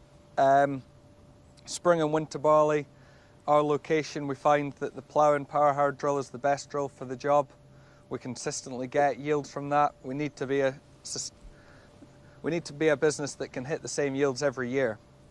However, oilseed rape and winter wheat, we've been working quite closely with the Missouri, so strip till, and we find that's the best way for us establishing as long as the weather's on our side. And that's something we want to continue to do, so we'll find ourselves ploughing and sowing in the first year for a winter barley crop, and then we have 2 years of strip tillage after that. And I'm not saying we'll never look at moving away from a power harrow drill, but we have to know that we can every year get the same thing. And it's understanding that and how we improve it. And one of the biggest factors, I'm sure every farm's the same, but it's the weather. The weather dictates what you do. And really, to be able to use different drills, you need to have 2 or 3 of them available. And us as a business can't have 3 drills sitting at 60,000 in a shed, only being used for a third of the farm. So it's something that we've worked closely with. And we keep learning, and we see the soil structure improving with the strip till, and then we maybe destroy a bit of it with the plough, but we are seeing the benefits by filling the shed with barley. And we make a lot of our decisions as well through benchmarking. So we're in a benchmarking group with the crops as well. We use a program called Farm Bench, which is AHDB's, but yeah, a local Aberdeenshire group. And yeah, we measure everything cost per tonne rather than hectare, so we can accurately put it into the pigs and see how much money we're losing by feeding it to a pig rather than selling it. But yeah, we can sort of monitor our costs there and how we can make savings, and with the fertiliser, it's a big one for us that we've got the muck and slurry. So yeah, but it's also putting a cost onto that as well. So yeah, we do that. If you do have any questions, do shout out. We should have said that at the start. Strip till. How does your strip till fall with leaf? How do they deem you to do that strip till? Yeah, every like 2 or 3 years. the thing with leaf is that a profitable business is a sustainable business. So it's not all about you have to be doing it because it looks right on paper. You have to do what's right for your business first and foremost, and then build on that. So it's not a business that tries to drive you down one route without asking any questions. What we have to do is question everything we do and justify why we're doing it, and that's key to what we're doing. 'Cause as you say, like a strip till, we could cost ourselves £20 a hectare less in establishment costs, but cost us 2 tonne in yield. So that's why we benchmark by cost per tonne rather than cost per hectare, because it shows the performance throughout the whole field. So. Why do you grow spring barley? Pardon? Why do you grow spring barley? Not many other crops that grow up here. So it's the management throughout the whole system. So we like growing winter crops because they're good, but September makes or breaks you, and we've had quite a few kind Septembers that have let us away with a lot. And the other thing with spring barley is it's quite a cheap crop to grow, and it's probably, in the last 5 years, it's probably done the biggest jump in new varieties and better yields and better standing ability. And we've also got 2 massive silos of slurry that need to be spread in the spring. So we need to have stubbles available that we can spread and do it practically. There's no point in throwing thousands of gallons of slurry too much in the autumn. We want to spread it. Timing and placement's key for that, and we'll probably touch on it around the corner a bit more. It's a lot about rotation as well. Yeah, we'd love to have some other crops. Definitely would. We're thinking about lupins. Yeah. If I can convince Ben. Have you thought in rye, does that work in with your pig rations? You get more straw and a cheaper grain to grow. So actually, your neighbour across the road's doing it. Yeah. So no, we did actually buy about 300 tons of rye this year, and it did really well. It worked well in the formulation. However, we've got liquid feed systems, so it gets mixed into a liquid feed and goes in a pipe around the sheds. So we added this rye, and we had 6 blockages in 24 hours, and a blockage takes hours to take apart. So it didn't fit into the liquid feed, but it does go in the dry feed. So yeah, again, it would probably be quite a good winter. It would be an option as a second wheat, I suppose. So all the wheats we grow at the moment is a first wheat, so it could be an option as a second wheat instead of a spring barley. Definitely. And really early up here, I suppose. You need to be August drilled almost. Because it's the seed cost that's the big one, isn't it? Yeah. So, yeah. You've done like trials, I know on the strip till and on the trials as well as that.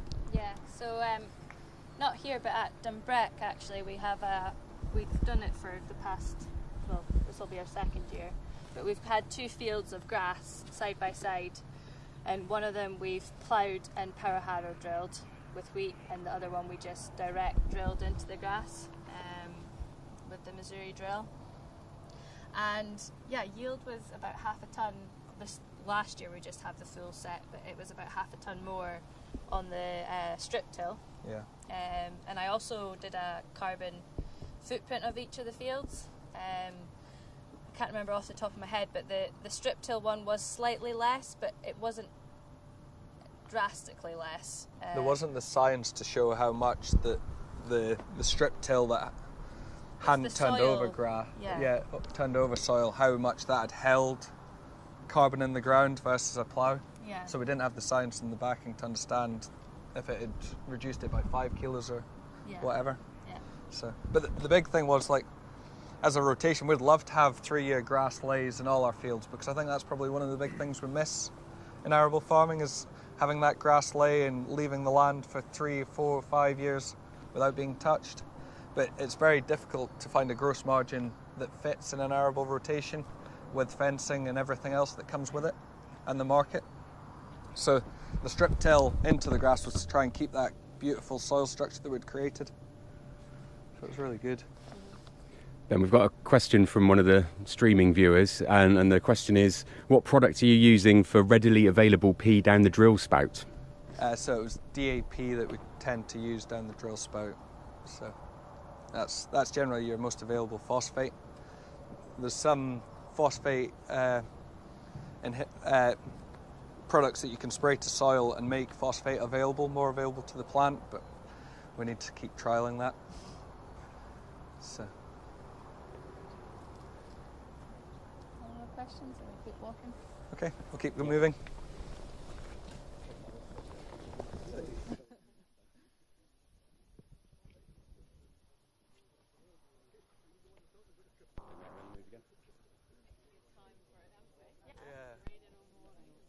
really quite mild. Yeah, it was pretty wet, yeah. That's why we're not in the field. If we'd done the route that we'd done yesterday, it would have been so much, wouldn't it? You'd all be sitting on the airplane with wet pants. Oh, are you? How many people have we got at the moment? They've stayed on. Stopping it. Well, just down there, yeah. There's a gravel track. And we'll be back at the sheds. Yeah, I think that's the formula. If you can read it out, I couldn't remember it the first time. I think if you can read it out to say there's a question, and then if you read it out again slowly. Yeah, so that's Alistair, our ping manager, what's in that one. Seconds, I can just make a note on my phone, and then I can. Yes, people rent them. So we need to tone them because obviously pig farm, you kind of have to own what's right in the door. Once to say that we've got. We're lucky. So in time we might have more staff to live on the farm. So these all have alarms that are switched off at the moment. So if there's a problem on the farm, we can fix it. Right, we're right behind the van now. I don't think you've really got a shot with the main camera, so we'll perhaps do that when we walk down the track. Watch Barry's car. Yeah.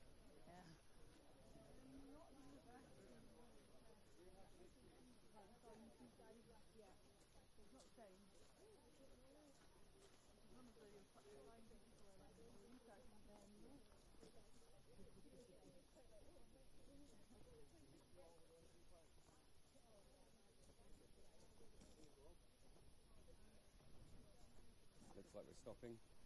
Okay. Road's maybe a bit loud, is it? Pardon? Trying to face. It's alright. Okay, Mark, you get that.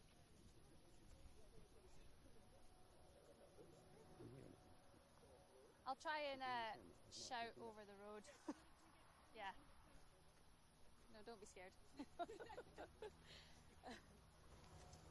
So I mentioned earlier about the agri-environment schemes, so I thought I'd just chat a bit more about them. So Kincraig and Overhill have one that's sort of coming into its 4th year now. Mainly arable rotational options, so sort of green manures, overwinter stubbles, wild bird seed strips. We've got quite a lot of woodland shelter belts across there, so it's sort of trying to create an environment that gives us the best crop, but also, you know, can leave poorer bits back to the environment. So when we started the Resilient and Ready programme, Tamsin, she just looked at Dumbreck because that was sort of our main hub.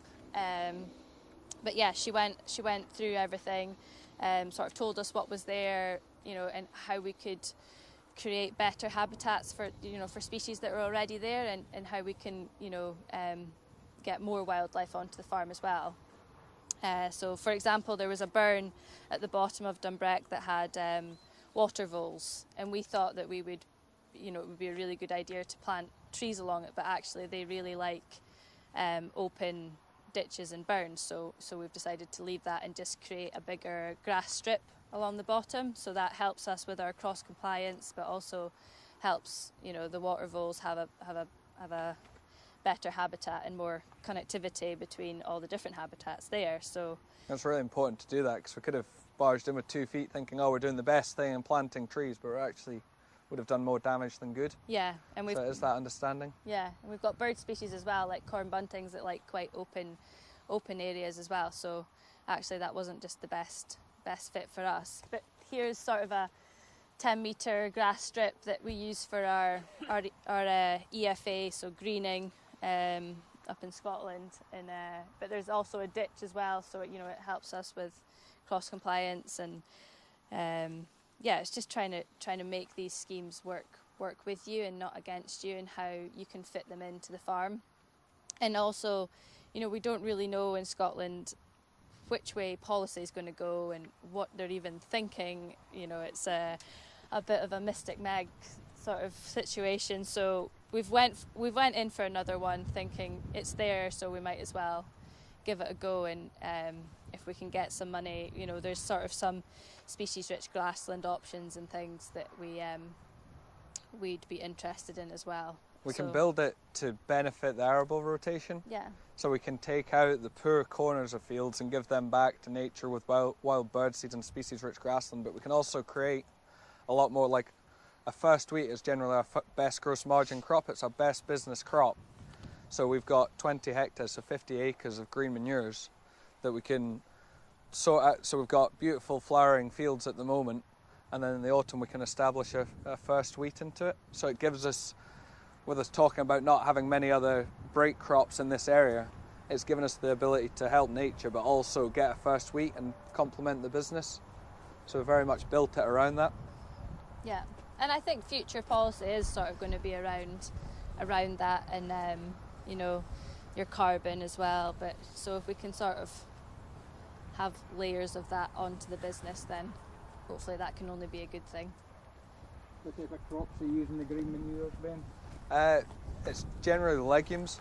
So we usually have clover, vetch, we do have phacelia. We've done a little bit of oil radish, but that does affect our oilseed rape. So it's trying lots of different things. We're quite limited up here, aren't we? That a lot of people put in sort of the green covers over winter to try and get that winter cover, but we're so late up here that by the time we get it in the ground, it's frozen.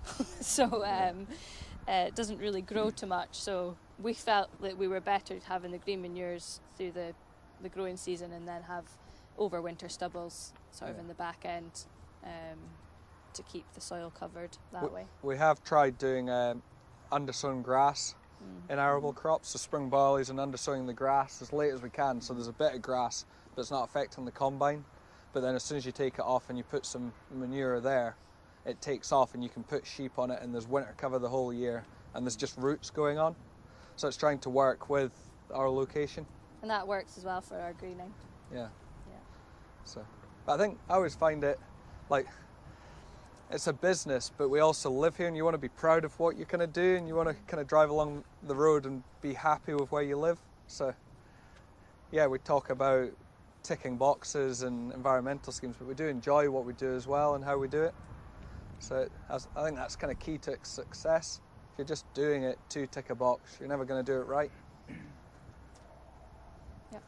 So, keep walking. Are there any questions? Nope. That's now.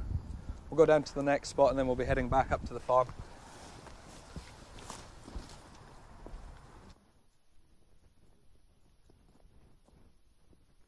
You happy?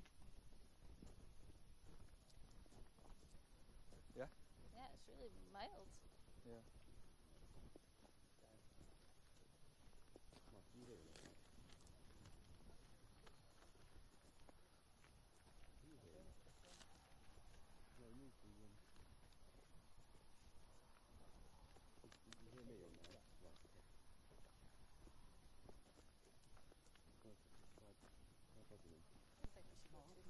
No, we're going to the...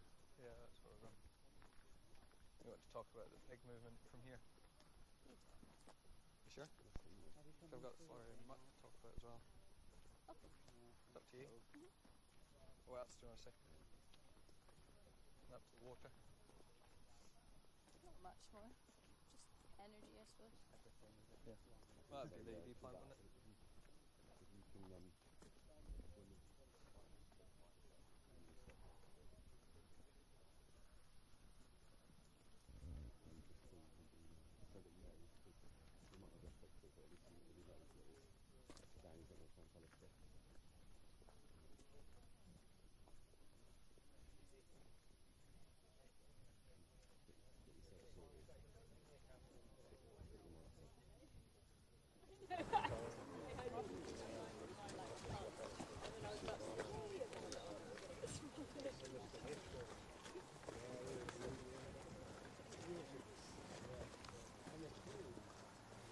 entrance chat.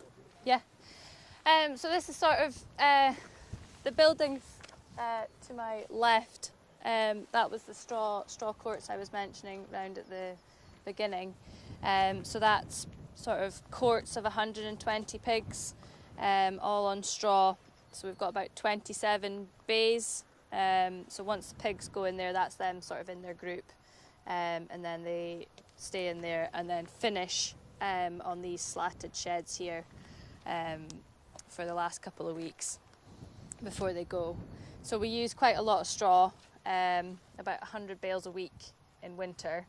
Right now, probably about 70, 80. Yeah, 60, yeah. Depending on the weather. If it's drier, we use less. So that's a big part of the system as well, is, you know, keeping that rotation going, getting the straw, getting the muck back into the crops to help us feed the pigs. So, yeah, quite circular. Yeah. So we produce about 50 tonne a week of farmyard manure, and we'll produce quite a bit more of slurry.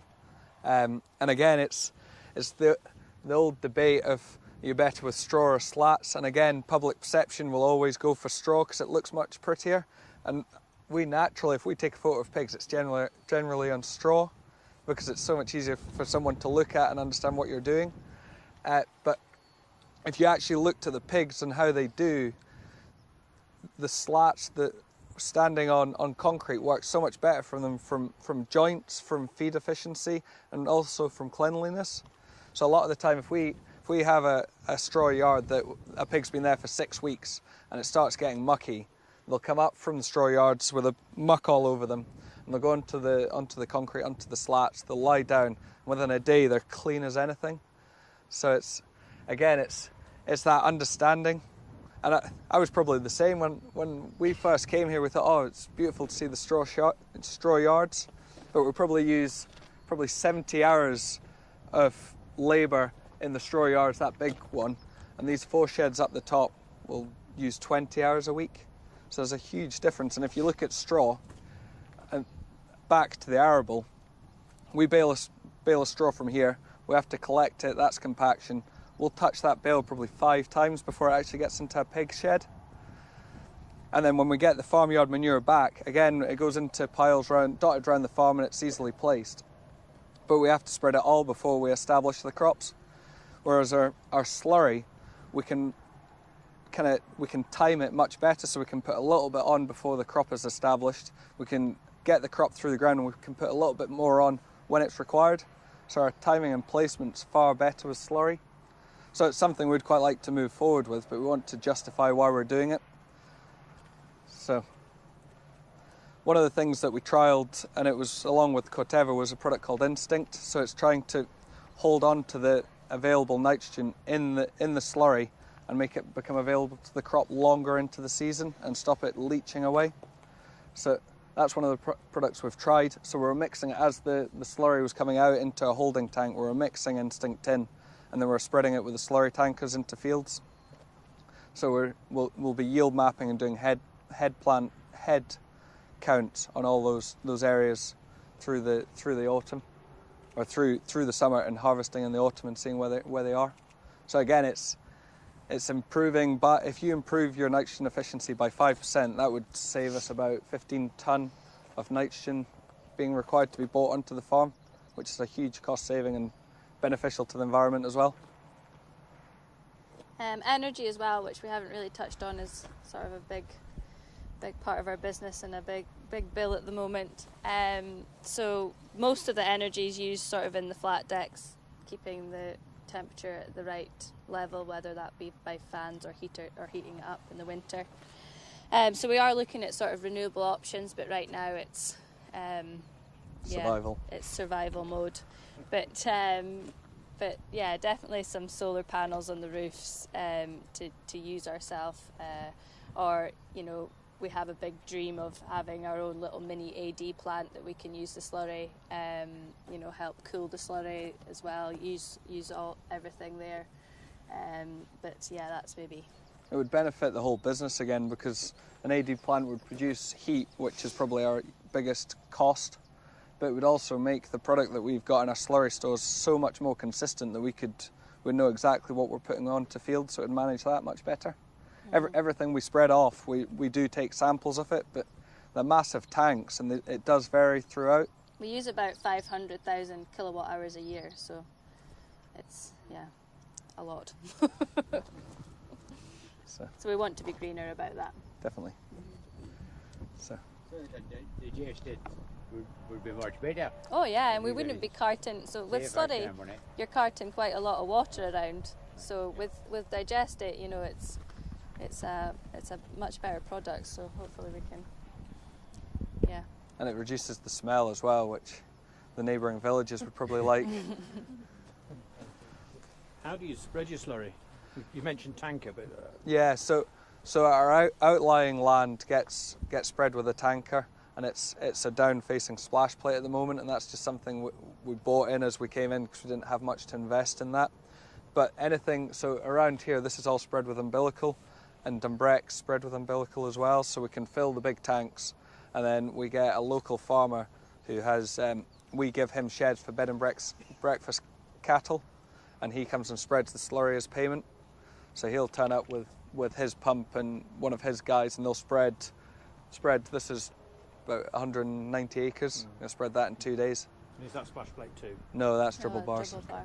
So that's the way to do it, and that's what we'd love to do. We'd love to have some satellite tanks and have tankers set up for the road, so they're more fuel efficient on the road, and then the tractor in the field is set up for the field, so there's less compaction, and it's just done properly at the right time.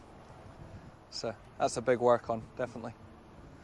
And there is grants actually this year, the capital grants, but yeah, you still need to find. It's only 40% or something. Yeah, so yeah, maybe one day. And you mentioned some stuff about visits and things like that. I know you guys have done quite a few visits this year and last year. Do you want to say anything about that? Yeah, we've had a few discussion groups round, and we've sort of stood up and talk at discussion groups, and farmer time. So we do farmer time with a school down in London, who we haven't really been too active about, but yeah, we're sort of putting feelers out to local schools as well to sort of start up that relationship, and really that's what it's all about, is, you know, educating and in getting the next generation involved, and just but even just learning off each other as well. You know, it's good to get sort of we had the Farm Managers Association round, and you know, just to get other like-minded farmers on farm and bounce ideas off them. It's definitely what it's all about.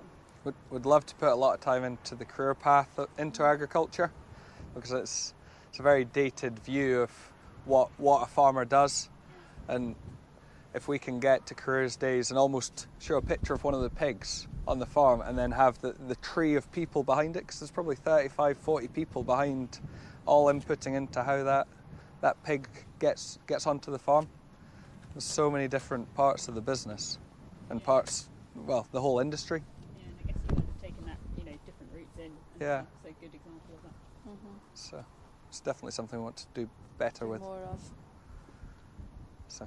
With the burn at the bottom, oh yeah, what do you do? Do you have to do anything down there to check that?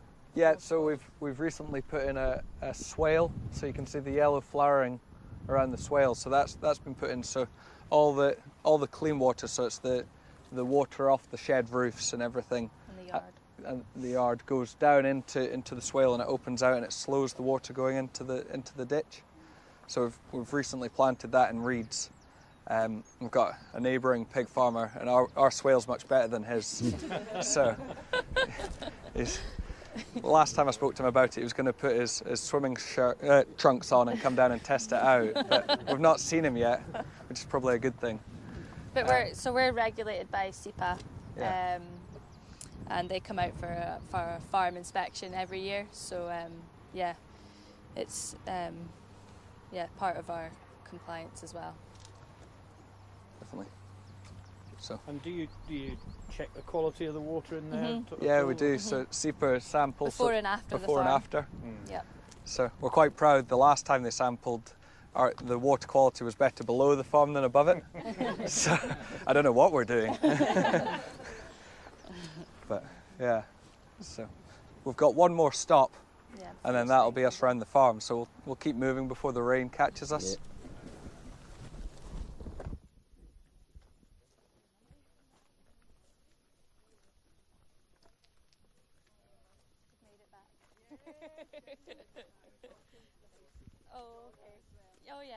yeah. No, well. Yeah, I'd be more than happy to do any sort of face. So Never it's know. basically like this initiative that they came out with to do sort of FaceTime a farmer. So we have this school in London, in the middle of London, and Yeah. they just don't know where Yeah, anything I'd comes imagine from, so, and it's yeah. hilarious the questions you get. So, but that's what we'd love to do. Yeah, You know, yeah. with local schools as well. So Crystal told us that quite a lot, how many crops. But then there's so much going back into the land as well. So that's what okay, we're trying to yeah.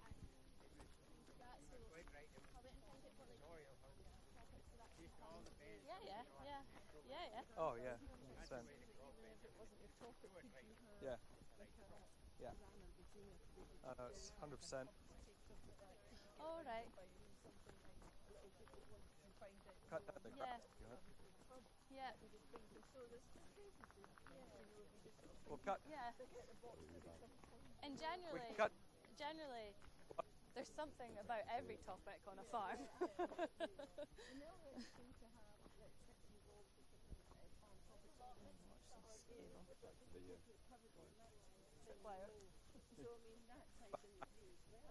Yeah.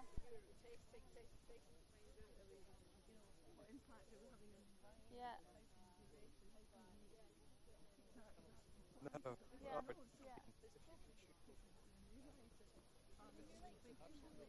Oh yeah.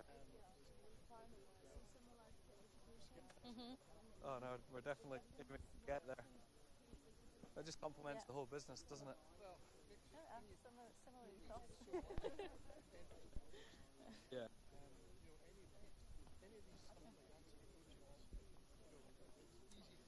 There's a mixture, yeah. There's some local farmers and there's some sort of a bit further south that sort of we've done this program with. So and some sort of trade guys as well, sort of just that have helped us along the way.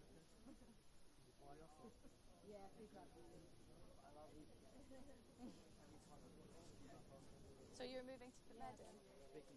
No. Oh right, yeah. Oh, your work, the schools in Pitmeadow. So just the primary really look at energy, did you? And then all of a sudden whacks you. Oh wow, I went to Fovren, I didn't go to Pitmeadow.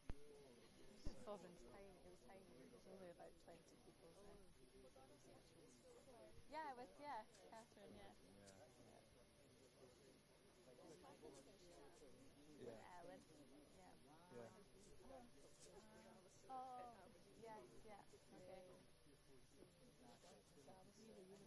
Oh, okay. Oh, exactly, yeah. It's all been like tunnel vision to get through what we're going through, and then when we get there, I know, help so much. Oh, okay, that's nice. Yeah. Is your husband in? No, not anymore. He's a financial advisor. Oh, okay. He's got a financial advisor business in Dumfries. Much better idea than farming.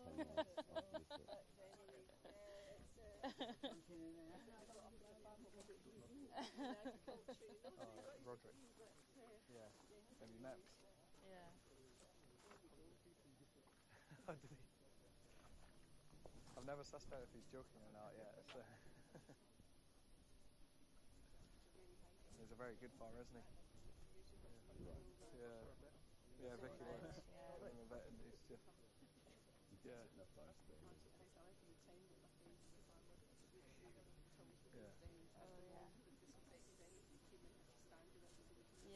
Yeah. Hiya. How are you? Oh, it's pretty windy. I know, yeah. Shape everyone through.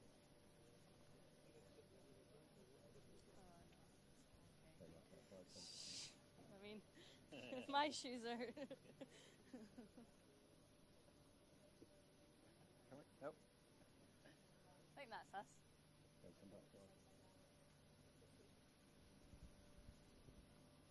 So one of the big things that Leaf has shown us is that we have to measure and justify everything. So the system that we've got in here, and you can have a look later on if you want, we've got a filter system for the borehole. On the farm alone we'll use 40 to 50 cubic meters of water every day. Between Tons. Yeah, tons of water if you want to put it that way. So that all of that is measured, so we know what's going into the farm and why. Key for the business, and it's much better having a system like this than buying it off the grid. But the whole farm is measured, so we've got a weighbridge here, so every trailer of grain that comes onto the farm is measured, and everything that goes off the farm is measured as well. So every pig, when a lorry comes in, they'll weigh, and then they'll weigh as they go out, so we know exactly what's going off the farm. And it would be the same, every load of muck is counted, every slurry load, every bale that comes onto the farm. So from that we can count up exactly what our efficiency is, and we're looking at it in smaller stages than that, but it always comes back to the whole business. So from our measurements, we know that every 3 kilos of grain we put into the farm, we'll have 1 kilo of pork leave the farm. So it just shows how efficient these animals are. Yeah, that's really us. Yeah. So yeah, Got any questions or anything? Check on sprint score. And what do you score it against? Well, for the arable, I use AgriCalc as the carbon calculator. So we're different for different crops, but as a farm we're about sitting at about 0.3. So I really just benchmark it against myself each year, because I think benchmarking it against somebody else is quite tricky, and everybody's got such different systems that it's hard to do that. So I think if you can sort of monitor it a lot better if you benchmark year on year. You know, if you've changed something and it's done this, or it's done X, Y, or Z. So with the pigs, AgriCalc I don't think really works. So actually with the Scottish pig producers, I'm sort of working on a project right now that can sort of maybe look at us as a group, as sort of a Scottish pig producer group, and get sort of our carbon level there, emission level there. So to come. But it's about using that, finding the data is one thing to actually put into these carbon calculators, but actually then what you do when you've got it. But we're all sort of being pushed down this net zero route, so I think people are going to have to do it one way or another sooner rather than later. You're actually in an open area and you've no real hedges included in that. Yeah. So do you go to more 10-metre boundaries, or do you look at that? Yeah. And so we do have a few shelter belts, so our sequestration isn't really that high, but the soil sequestration that we sort of briefly touched on before the science isn't really there yet. So some tools do have it built in, but how good the science is behind it, the jury's still a bit out on that. So once, it's the same with sort of the beef and lamb production, that's sort of grass-fed systems, and they can't really quantify quite yet how much of that, grassland sequestration's happening. So, I mean, once we get that science, it'll be It's a wee bit less for us in dairy. Can imagine. But definitely, if you can pull some good stories about the carbon footprint, or there's lots of things we'd love to add on to the marketing of our animals. We always talk about having a 5-mile pig. If you can produce 99% of the feed going into that pig within 5 miles of the farm, that's a fantastic story to tell the consumer. We'd love to aim for something like that, but it has to find the premium as well to do so. Do you use Leaf as a brand to sell your product if you're selling anything? No, but we're not actually leaf marked yet, so we're working towards that. But once we have that, we don't actually independently sell our pigs, so it's all done through the co-op. So sort of the co-op would then have to be leaf marked for us to do that, or we would need to sort of do some on-farm sales or off-farm sales privately. Is there anything like, you touched on the PepsiCo thing with Leaf. Is there any link to that in the end marketing for the pig meat as well, that you get a benefit from being whatever your carbon footprint is? You should, I think anyway, you should get something added on to that sale price rather than selling carbon into. Oh yeah, definitely. Yeah. Hopefully that's to come. Hopefully that's the way we're going. That will actually happen. Yeah. Well, in Ireland they actually they rate it. So they rate all the sort of. I think it's just in beef. Well, just some beef, but they give it a score of red, green, and amber. So the consumer can actually see. What the carbon footprint is, and food miles really big one. Be interesting to see what the consumer looks for, because at the moment I would say they look for convenience and price. So we'd hope that they would have a look more at where their food comes from. So. But we are driven by what the consumer wants. Yeah. Because one of the things up there is welfare, and that's what we're dead keen to make sure that we're very proud of taking every single person around the farm, no matter what they think. So that's the key thing. You should never be scared. No. You should never be scared. It's a learning process. We're very keen in expansion. The farm right next door to you for sale last Saturday. What about This is our bank manager.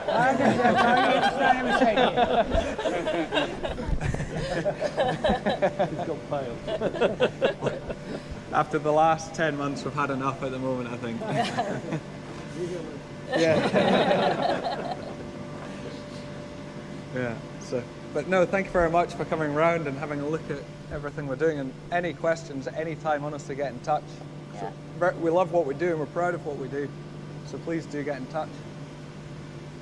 And a big thank you to Leaf and Corteva for putting us on this programme and allowing us to be part of it, because it's been really great. We've met some really great people and flagshipped our business a bit as well, so it's been great. I'd add to the farmers involved with the programme, because they bring it all together, and Craig and Claire probably get fed up with us calling them sometimes and asking advice, but it's been so invaluable.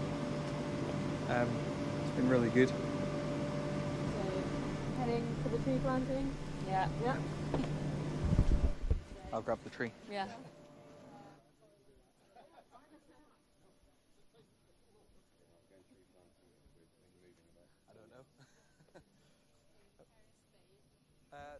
I think there's one over there. I think I was organised. Oh yeah. Good, thanks. How are you? Yeah. Get near Alice. Very warm, isn't it? I was chapping that in yesterday. Close. At least the rain stayed away. Nice view up there as well.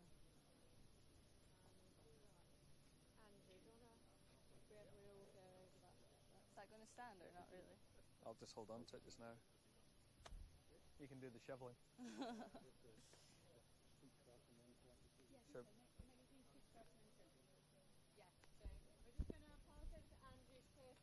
And then we're going to plant a tree to mark the date. So. Do you want to come in about a bit? Right.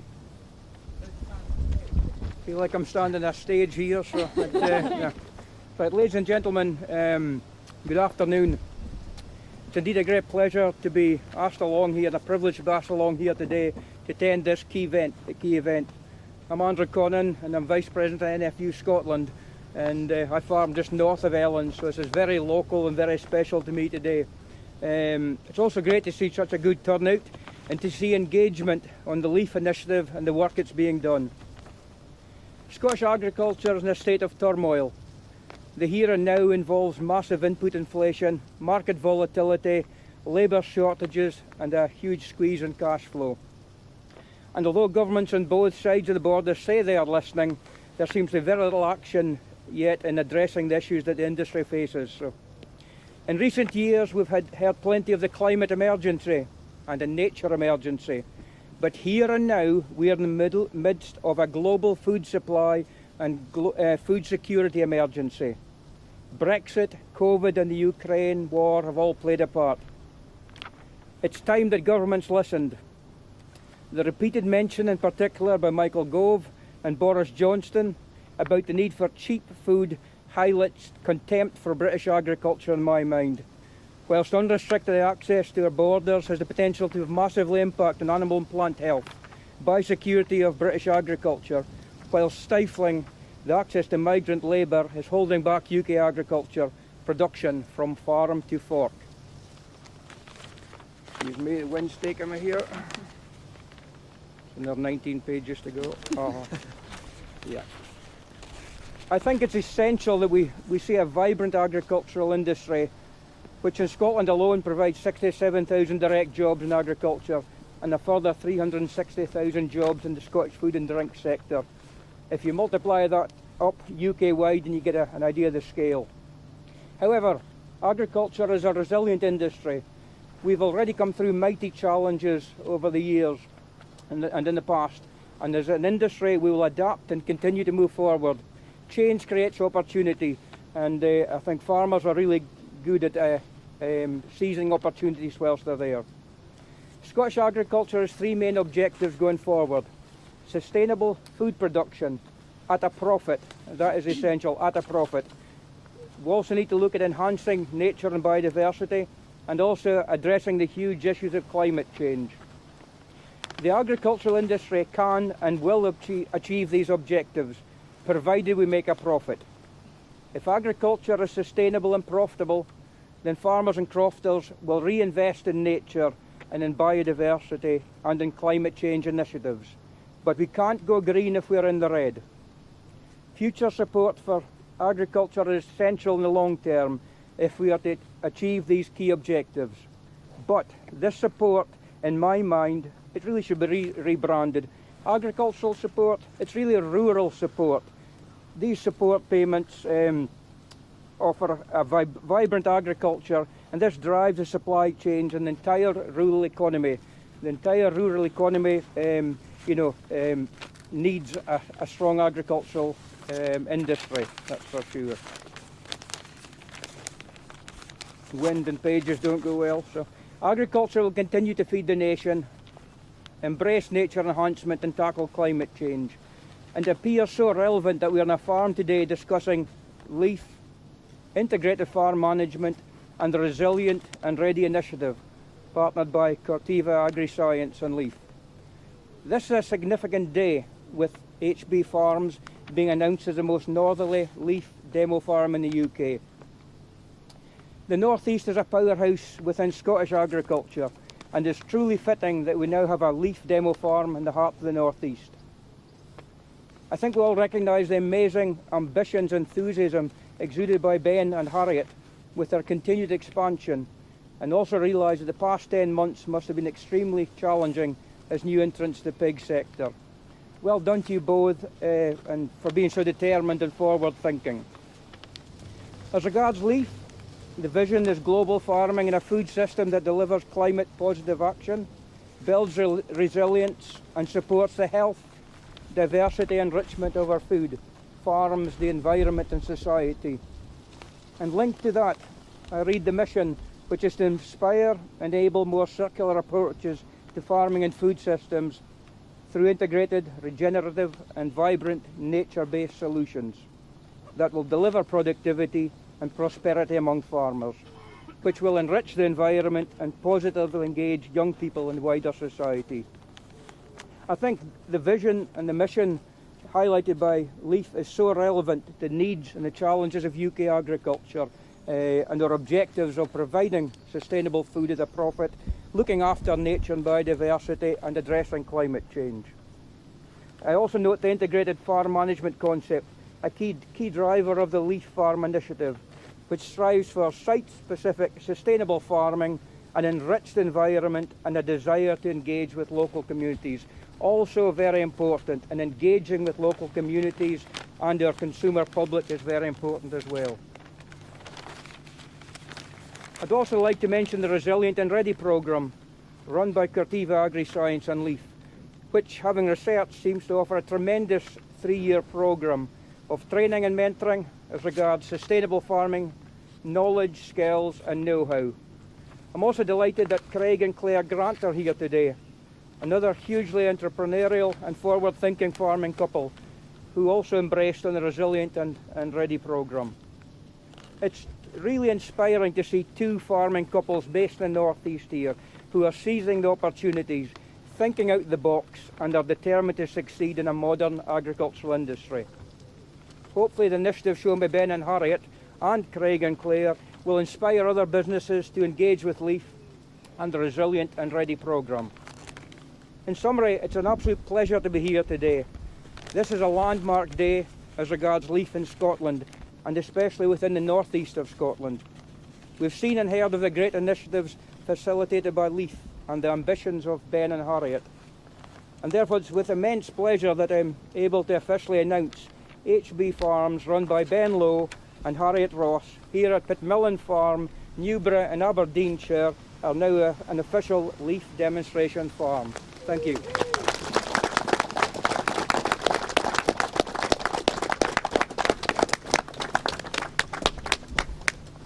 Thank you very much. Thank you. Yes, we do.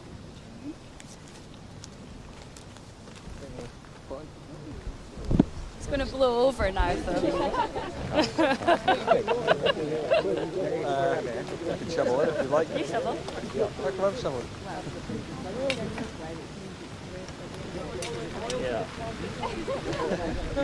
Oh my god. Great, so before we all get drenched... We could go inside, Alice.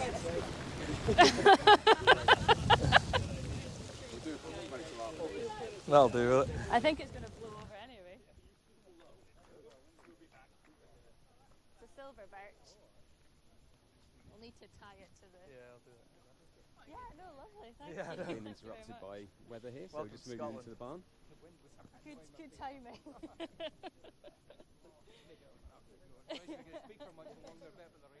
No, thank you very much. Lovely. Yeah. The rain's your fault for saying it was too nice yesterday. Yeah, so just to, sorry, too loud. Just to round off, and really big thank you to Andrew for those words.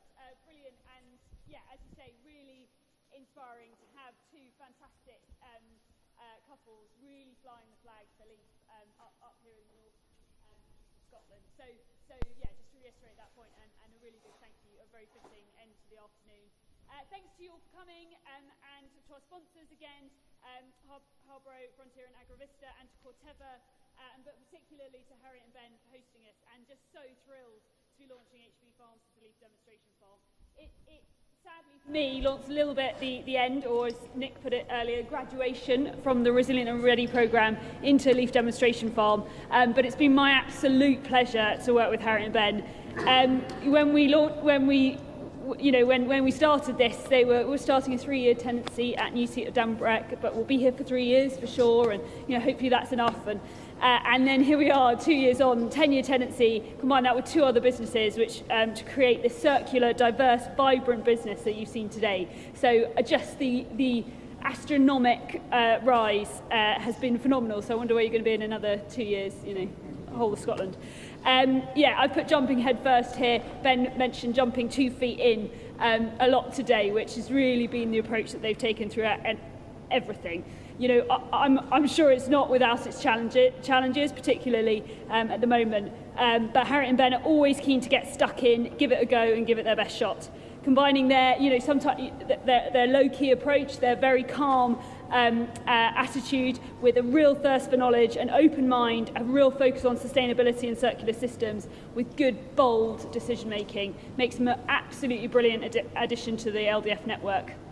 A friend said to me that to be a farmer, you basically need to be optimistic and believe you can do most things. And I have to say, Harriet and Ben do that in spades, and not only believe it, but really follow it through. And I'm totally in awe of them, of how they approach their good business, hard work, and where that's got them in 3 years. And it's been a real privilege to be a part of that. So big thank you to you guys.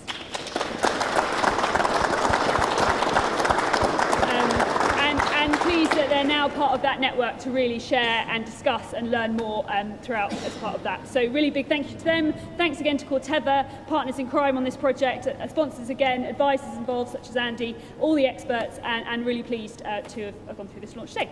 So thank you very much.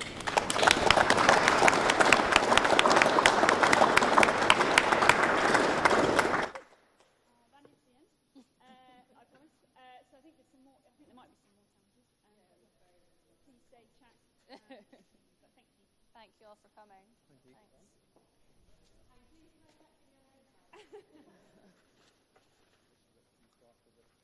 Yeah. Yeah. No, thank you. Yeah. No. Never really know how it goes. They were sort of a Talk bit ahead of horses. their time. No. Want to keep people moving, that's the big thing, isn't it? Yeah. Thank you very much. How was that? Enjoy it? Very good. Yeah, it's just We've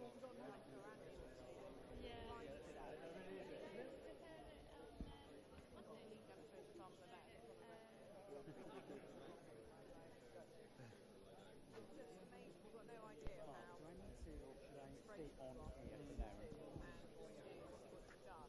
And as a, for other farmers, to see that is just, it's so powerful. But you won't realise it, Harry won't realise it, but actually it is. What you do every day, isn't it? Yeah, well, for you it's a normal. you get the tunnel vision. And it's quite stressful, but a lot of the time you have to stand back and go, it's a boyhood dream, really. Yeah. So very lucky to do that. We're taking quite a lot of travelling time as well, don't you? It'd be nice to spend it on the layers. Did a bit of whistle top still this morning, so yeah.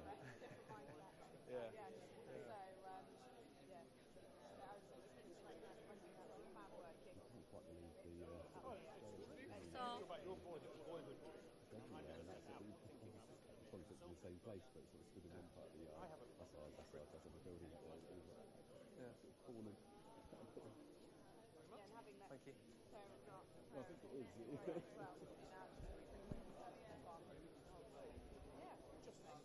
Yeah, amazing. Yeah.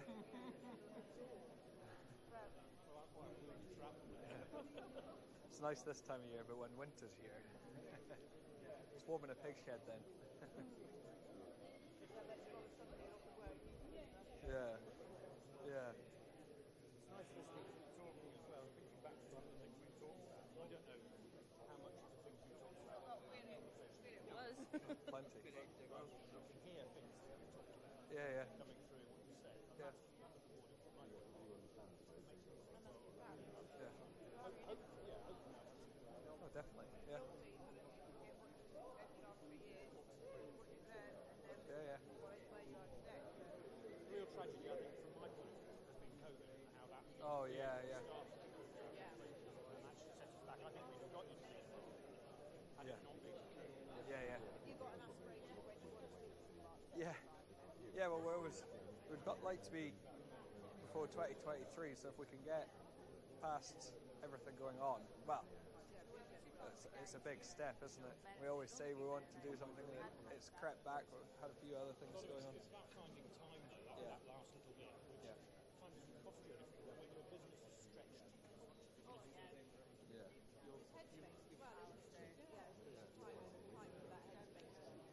And there'll be other things that you can't afford to get a contractor to do that. Yeah. Because you're so stretched financially. Yeah. Or anything else. You end up doing jobs that Yeah, there is a bit of that, so yeah. How more pigs in Ben's more I don't know. Nobody's sworn yet. Yeah.